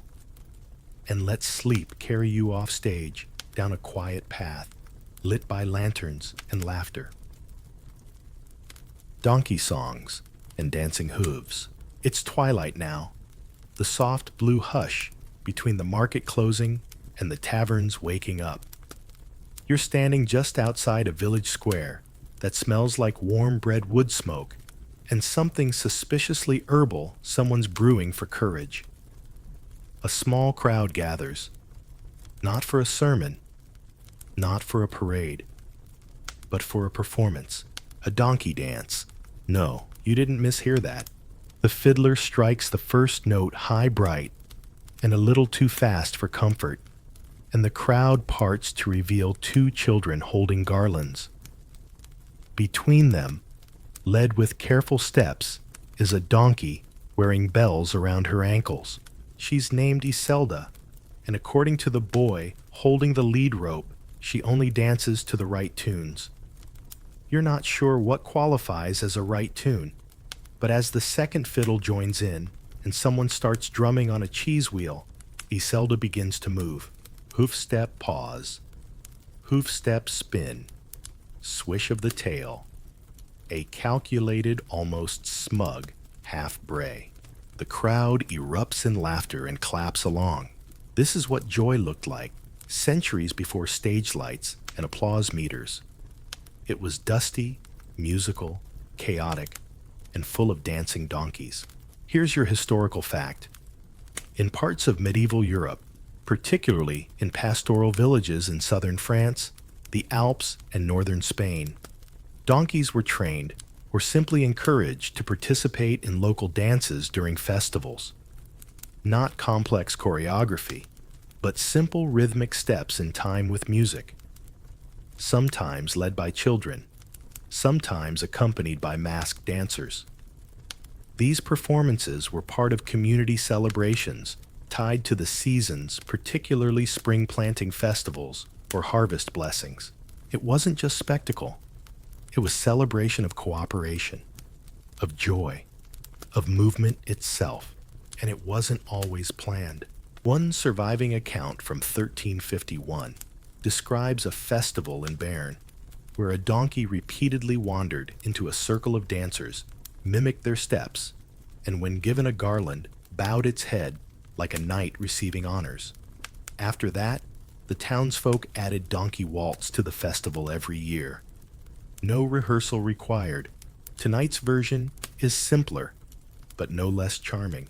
A chorus of children hums a tune. Two elders whistle along. Someone plays a lyre that's seen better decades. And Iselda ears perked moves with a rhythm that may or may not be completely coincidental. Her hooves tap in time. Her bell chimes harmonize. And when the music shifts to a minor key, she stops, flicks her ears dramatically, and changes direction. You're not sure if she's trained or just tired of left turns. Either way, she's mesmerizing. And then the singing begins. Soft, at first, just one voice, weathered and clear. An old woman sings what sounds like a lullaby. The words are Occitan, the language of troubadours and wandering poets. And while you don't catch every word, you understand the heart of it. Hooves of earth and ears of sky carry dreams as you go by. Dance for spring and rest for rain. Brayer of hope, sing once again. More voices join. Harmony builds. The donkey pauses, nods as if approving the key, and brays right on cue. You'd call it perfect timing. She'd probably call it snack-related enthusiasm. And now for the quirky footnote. There are medieval ballads, yes, actual songs, written from the donkey's perspective.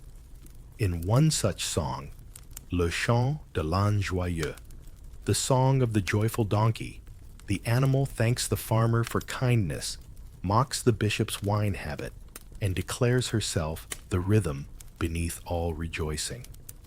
The final line, where men forget, I remember the dance. Poetic for an animal that occasionally eats fence posts. But that's the point, isn't it? In the medieval imagination, the donkey wasn't just a beast of burden. It was a bridge between toil and festivity, the mundane and the magical. And nothing brought that out quite like a good old-fashioned bray, timed perfectly with a folk tune. As the music winds down, the children place their garlands on Iselda's back. Someone hands her an apple half the size of her head. She accepts it with the grace of a queen and the teeth of a creature who has zero patience for poetry. You sit back on the edge of a well, letting the melody echo in your chest. The kind of tune that might visit your dreams. later tapping at your mind with soft hooves, and now 3 little Bray-based giggles to tap you into dreamland. Why did the donkey get kicked out of the choir? Because she kept hoofing the rhythm. What's a donkey's favorite folk dance? The Hainish polka. Why did the crowd love the donkey's performance? Because she had bravo energy. The music fades. The stars blink overhead. And Iselda curls beside the fire, her hooves tucked. Her bells stilled her breath slow. Time for you to do the same. When cities voted for donkeys, you're in the town square again. But this time, something's different. The banners are up gold and crimson, fluttering from balconies. Bells are ringing, not church bells, but handbells clanging with the unmistakable rhythm of bureaucratic ceremony. And in the middle of the crowd, on a raised platform, beside a carved wooden ballot box, stands a donkey, wearing a sash. Yes, a donkey, wearing a sash. Welcome to medieval municipal elections, but not the kind you're thinking of. Here's your historical fact for the evening in several documented cases, particularly in parts of Burgundy, the Rhineland, and a few surprisingly whimsical corners of the Low Countries. Local festivals included mock elections where the winner wasn't a noble, a guildmaster, or a mayor. It was a donkey, or more precisely, the donkey of the year. These weren't joke events exactly. They were symbolic. Community-wide rituals designed to poke fun at politics, celebrate humility, and allow people just once to elect someone guaranteed not to make promises they couldn't keep. Unless those promises involved hay. Tonight, the tradition lives on. 3 donkeys are lined up in front of the platform. Juliet, a sleek gray with expressive eyes. Henri, a short round fellow with one ear that won't stand up straight. And Margot, who looks like she once bit a bishop and still remembers why. Each has a handler. Each is decorated. And each, according to the herald reading from a scroll, represents a different virtue of the citizenry. Juliet stands for patience. Henri is for honesty. Margot stubborn justice. The people cheer. Apples are distributed. Children wave tiny flags. And a man with a 3-foot feather in his hat holds aloft the town's ceremonial key, announcing, "The voting shall begin." You watch as townsfolk drop pebbles into painted jars, one for each donkey. The crowd murmurs, debates points at hoof posture like it means something. Someone accuses Henri of favoritism after he nuzzled a merchant's apron.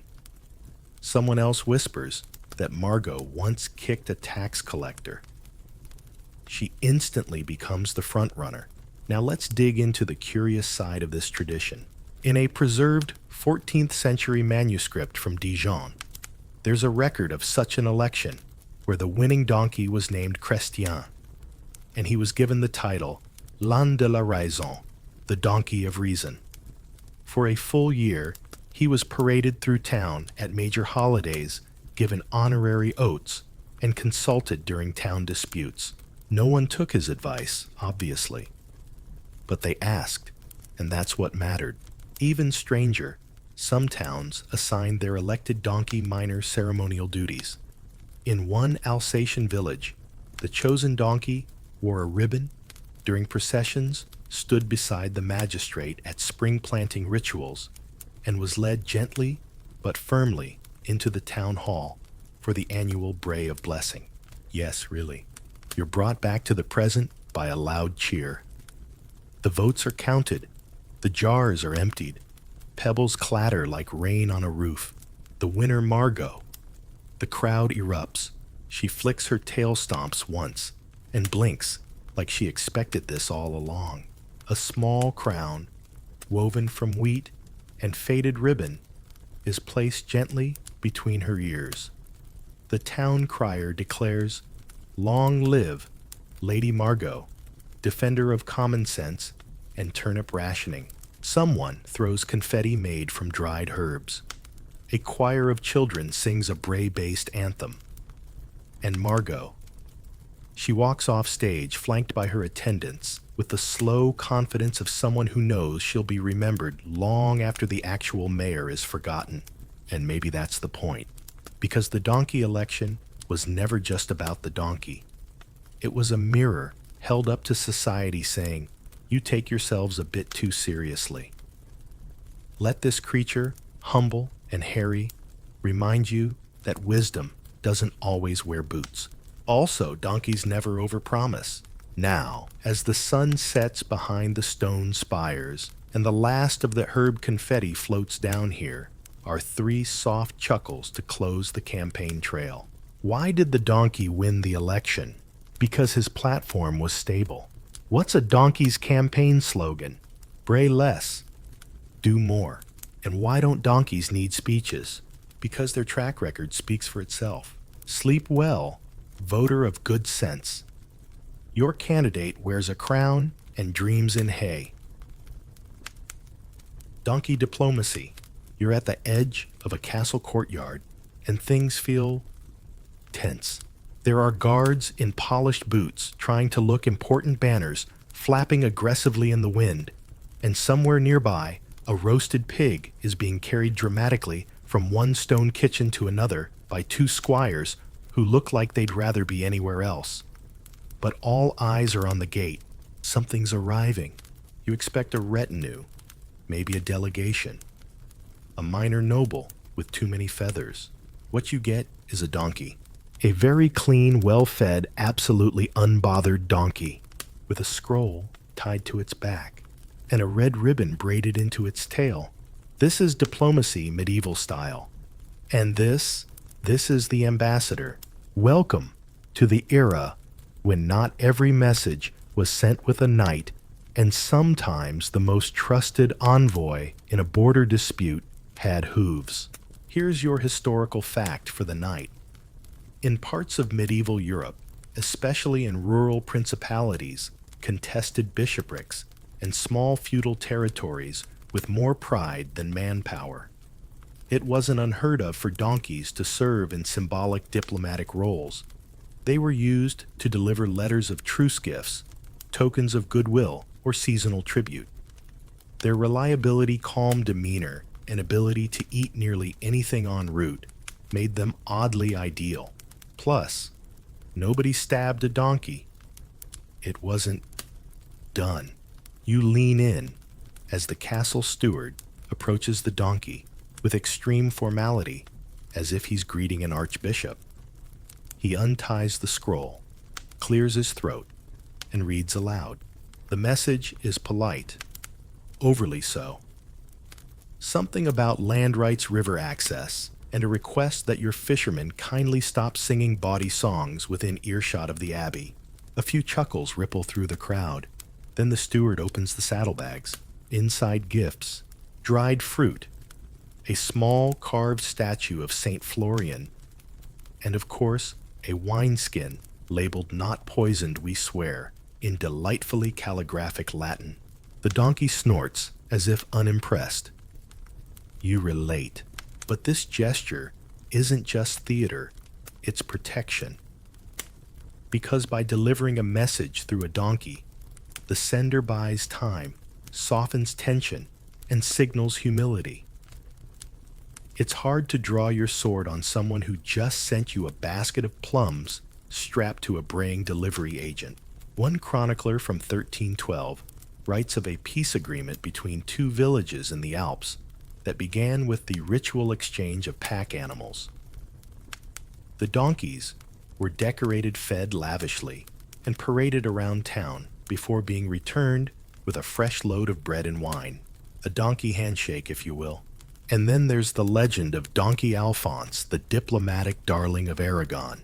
Supposedly trained by monks, Alphonse was sent from monastery to court, bearing letters of spiritual advice and updates on monastery garden production.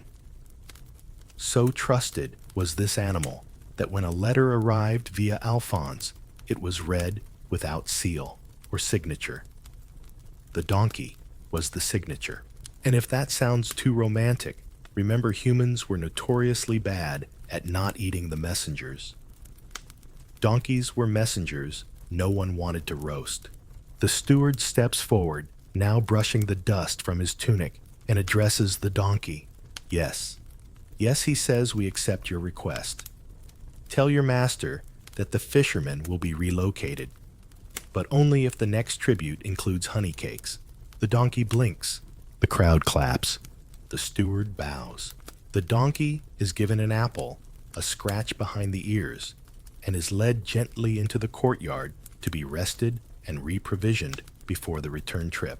You watch as a squire approaches with a second scroll. This one is shorter, tied with a yellow ribbon, and smells faintly of garlic. He tucks it into the donkey's pouch with surprising care. He whispers, "Tell them no more goats either." The donkey says nothing, because true diplomats speak only when necessary. And sometimes, the silence of a donkey in a tense situation says more than any herald could. Now here's your wonderfully odd side fact. In a 15th century Florentine satire, a donkey is depicted leading a procession of lawyers during a mock trial festival. The donkey carries a legal scroll, a pair of broken spectacles, and a gavel strapped to its tail. Its name, Pax Juvena, Peace on Hooves. You can't help but wonder if medieval people knew they were writing history or just really good jokes. As the sun dips behind the parapets, the donkey turns back toward the road, scrolls secured, head held high. There's no applause, just respectful nods, because everyone knows the message will be delivered, the fruit will be shared, and peace at least until the next song about nuns and fishermen will hold. Now, 3 diplomatic chuckles before your eyes close gently like castle gates. Why did the donkey make a great ambassador? Because he always had stable foreign relations. What did the noble say to the donkey messenger? Your silence speaks volumes in Latin. And why do donkeys never start wars? They refuse to escalate situations without snacks. Rest easy now. The message has been sent. The wine is safe, and your envoy has 4 hooves, 2 ears, and not a single complaint. Braying as blessing. The village chapel is quiet now. Not solemn, just expectant. You're sitting on a worn wooden bench near the back, surrounded by flickering candlelight, the smell of fresh rosemary tucked in windowsills, and that curious feeling in the air that something is about to happen, but no one's exactly sure what. Then from outside, you hear it. A single stretched, almost majestic hee-haw. It echoes down the lane, through the open doorway, over the heads of the gathered villagers. And just like that, people begin to smile. Because in this village, and more than a few like it, a donkey's bray isn't just a noise. It's a blessing. Tonight's donkey is named Léon. He lives in the pasture behind the bakery, eats apples with theatrical crunching, and has, according to local tradition, accurately signaled the start of every good planting season for 15 years. Not by sniffing soil or aligning with the stars, but by braying at precisely the right moment, or what people decided was the right moment, and that honestly was enough. Here's your historical fact. In many rural medieval communities, particularly in isolated valleys and highland hamlets, donkeys were believed to be bearers of good luck when they brayed at certain times. A bray at dawn meant a good market day. A bray at dusk signaled safe travels. And a bray during Mass, that one, was interpreted as direct endorsement from the divine, especially if the donkey happened to face the altar while doing it. Léon enters the chapel, now led by a boy, no older than 8, dressed in his best linen tunic and trying not to trip on his sandals. The donkey's hooves clack gently against the stone floor. His fur is freshly brushed. His ears tilt like antennae scanning for meaning. A priest with a soft voice and soft eyes steps forward. He nods toward Lafon, and the braying begins again. Not loud, not disruptive, just perfectly timed. The congregation bows their heads, not in mockery, but in affection. Because Léon, in his own shaggy four-legged way, is part of the liturgy. He's not leading prayers. He's joining them. One elderly woman whispers, "He hasn't missed a feast of Saint Blaise since 1412. No one questions it. In fact, some churches, especially in southern France and Catalonia, expected a donkey to be present during certain blessings. A bray wasn't just tolerated, it was celebrated.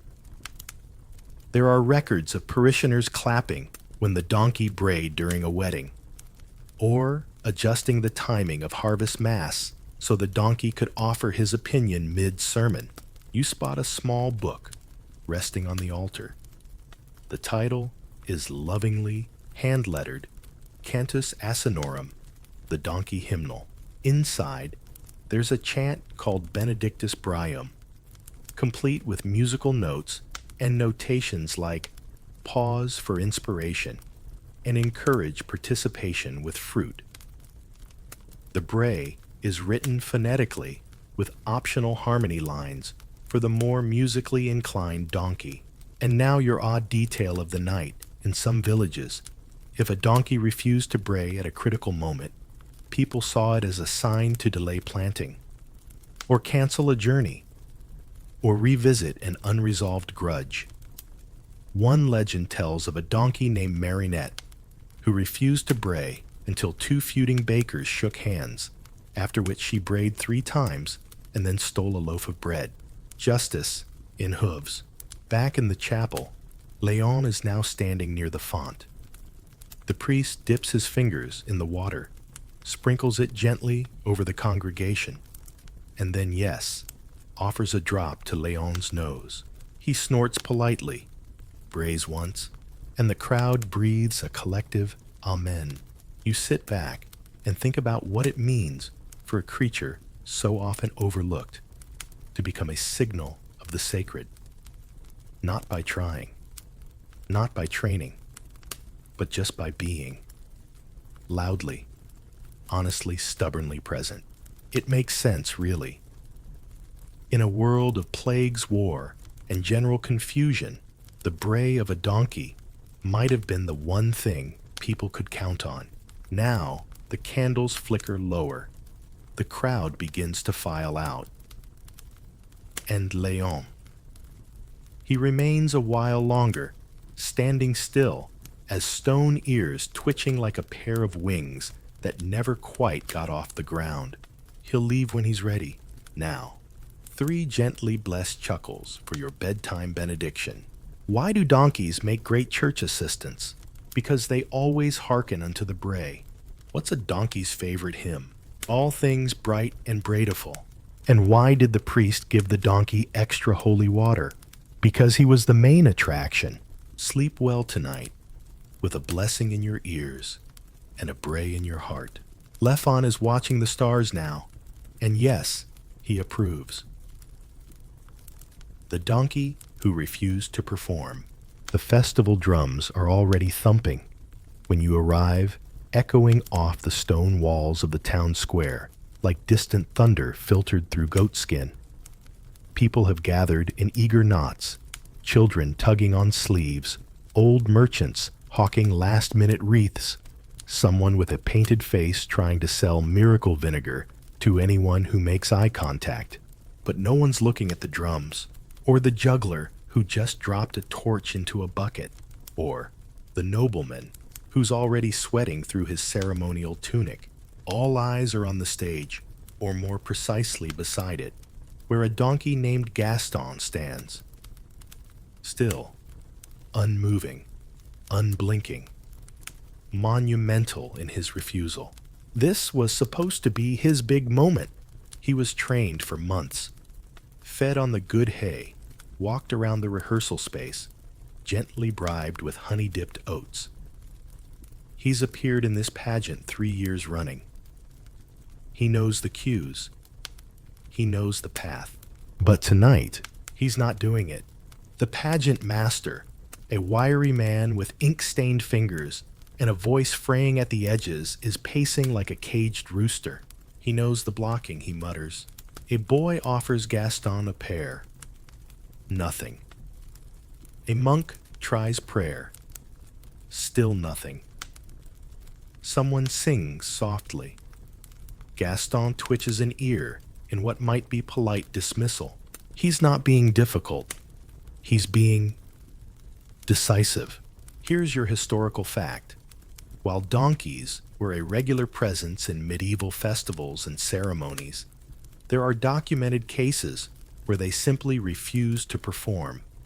In one account from 1378, a Palm Sunday procession in Ghent was delayed for 3 hours because the donkey, assigned to carry the Christ figure, decided the fountain at the town square was more interesting than the planned route. The incident became known locally as the Blessed Pause. Gaston, it seems, has read that story, and he's living it. Let's be clear, this isn't a crisis. It's a moment, one that unfolds slowly. The kind of moment where the crowd stops shuffling and starts wondering if maybe, just maybe, the donkey knows something they don't. An old woman near you nods and says, "Ah, yes," the wisdom of the refusal. You smile, because this is the Middle Ages, and when a donkey won't move, people look for meaning. Some say it's an omen of rain, of change, of a nobleman about to fall off his high horse. Others say it's Justice Gaston, finally standing up or staying down for donkeys everywhere who've walked one pageant too many. And then there's the philosophical debate now, beginning near the sausage cart. Is refusal still a performance? One young cleric insists Gaston is offering us a model of monastic withdrawal. Another thinks it's a reenactment of Jonah refusing the whale. Someone else just says he's probably got gas. All valid perspectives. You crouch near Gaston. His eyes are half-lidded, dreamy. He's present, but unhurried. The world swirls around him, drums, chants, arguments, and he simply breathes, and maybe that's it.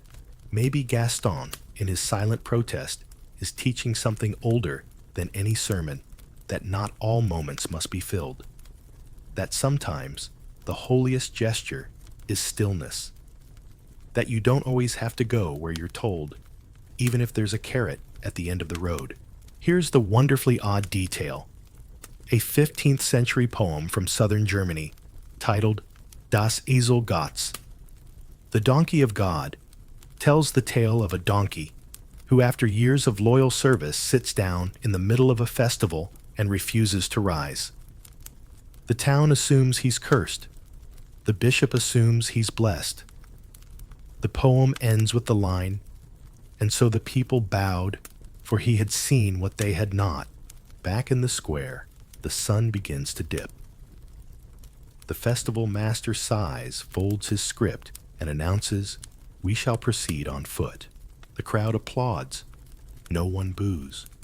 No one blames Gaston. Instead, as the first actor steps onto the platform without the donkey, the crowd begins to hum. A low, respectful tune, half hymn, half lullaby. And Gaston, he finally moves. 1 step, 2, off stage, toward a shady patch under the mulberry tree, where he lies down with the satisfaction of someone who knows they've delivered the most powerful performance of all. No lines, no steps, no need to explain. Now, as you ease deeper into your blanket, consider these 3 slow, knowing smiles. Why did Gaston refuse to enter the parade?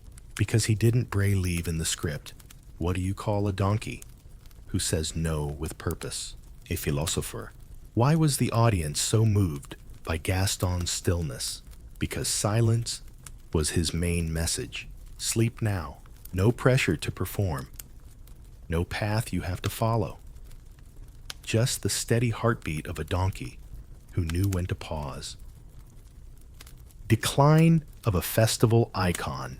The banners are still up, but they hang a little lower.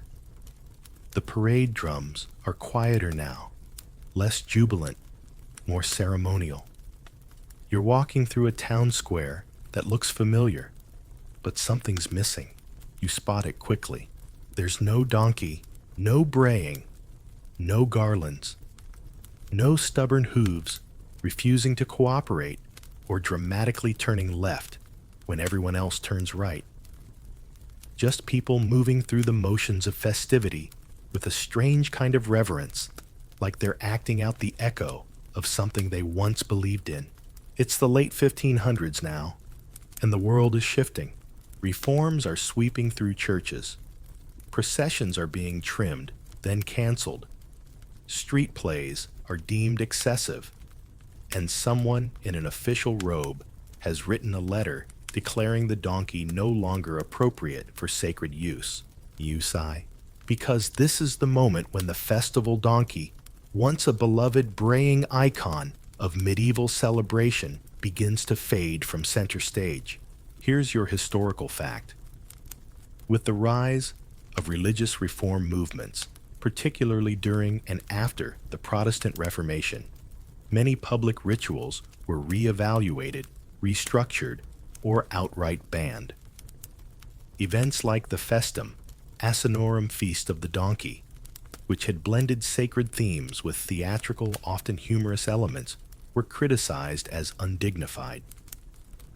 The donkey, once cheered and adorned, was increasingly seen as a relic of superstition or worse, mockery.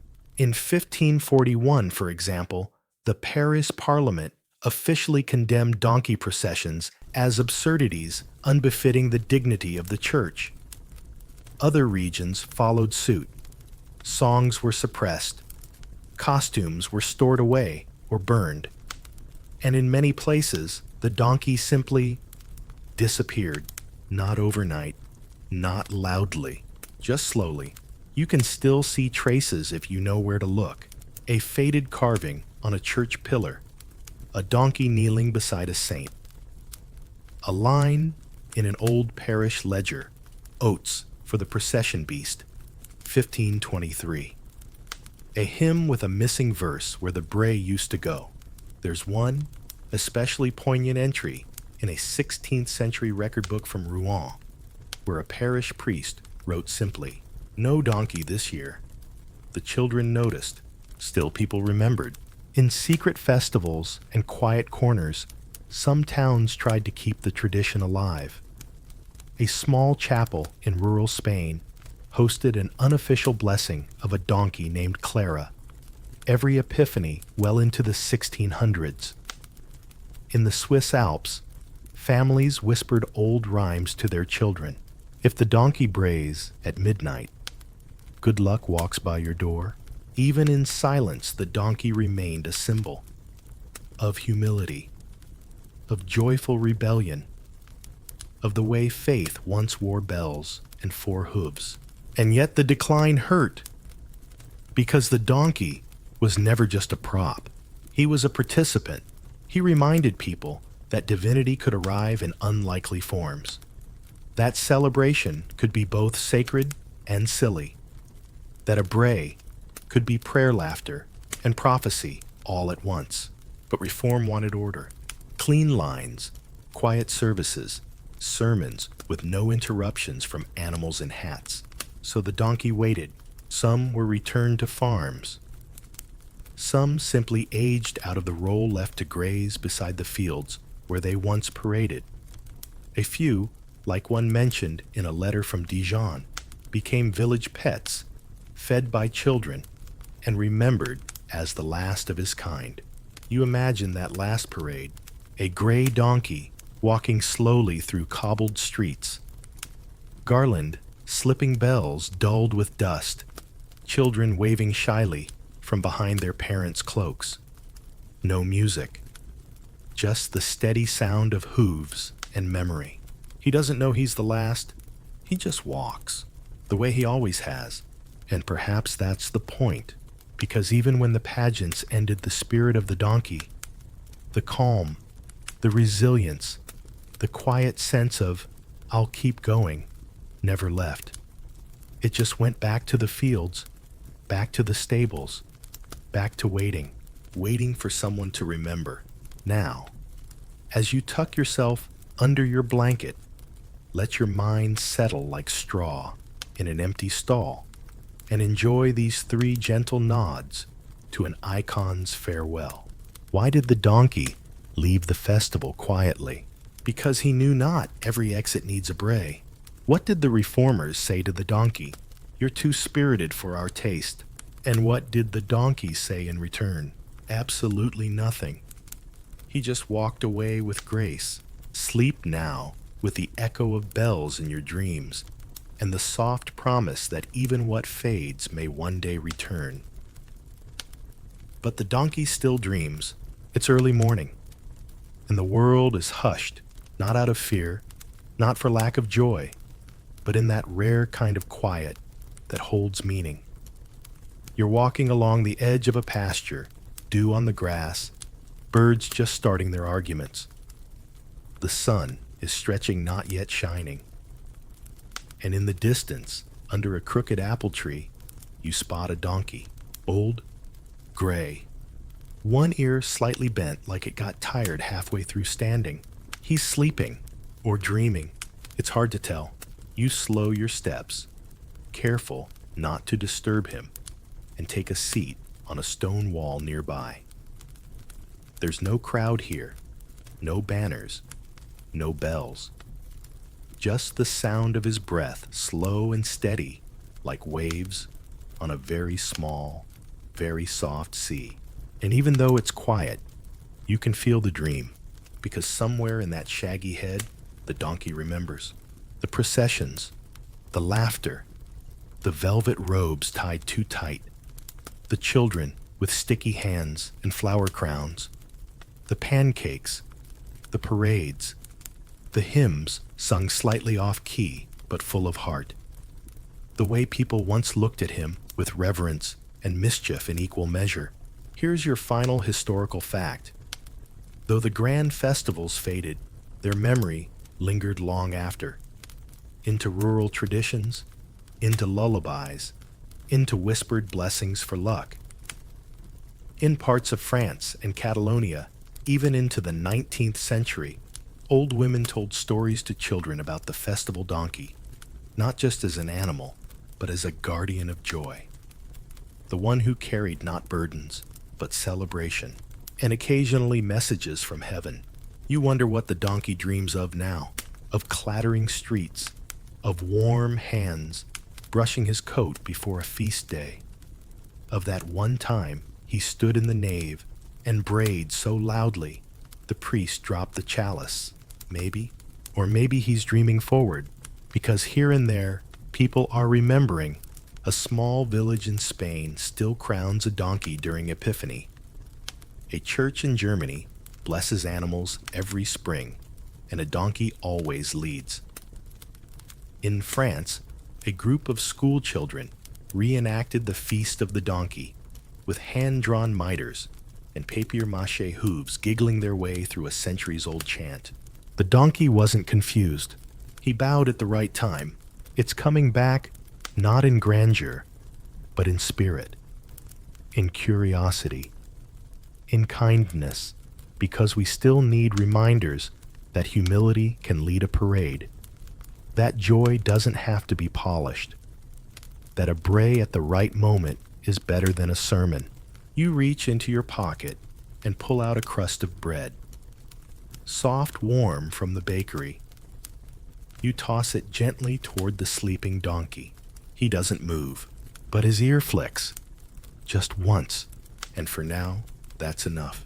Here are your final 3 Bray-lighted bedtime smiles. Why do donkeys make the best legends? Because they never forget the funny parts. What does an old donkey dream of? Pancakes, parades, and perfect timing. And why do we still remember them? Because deep down, we know the donkey was always the soul of the story. So rest now. Let the dream carry you gently across time. Past cobblestone streets and candlelit chapels. Past ribbons and rosemary. Past the sound of a single hoofstep in a quiet square. And into sleep, where the donkey still dreams. The lights are low now, and the story has settled. You're warm, tucked in your breath. Steady thoughts, soft around the edges. Somewhere in the quiet space, between waking and sleep, you can still hear the gentle rhythm of hooves on stone. Slow, deliberate comforting. The kind of sound that doesn't rush, doesn't demand, just walks with you through the winding streets of forgotten towns, through laughter that echoed off chapel walls, through garlands and brays, velvet robes and pancakes slightly burnt on one side, and always, always, the donkey. He never needed applause. He never asked for titles. But somehow, across centuries, he became a symbol of everything that mattered. Patience, resilience, the ability to show up and stand still when the world demanded spectacle. He wasn't a hero. He was something better. He was steady. And maybe that's why we carry him in stories, in songs, in quiet dreams with bell chimes and candle smoke and the far-off sound of a crowd cheering for someone who didn't even know he was the main act. So tonight, may your dreams walk gently. May they carry you past every parade you missed, every laugh you didn't catch in time, and rest beside you like a trusted old companion, furry four-legged, and blissfully unaware of how loved he truly was. That's the story. For tonight, may your dreams be filled with wonder and peace.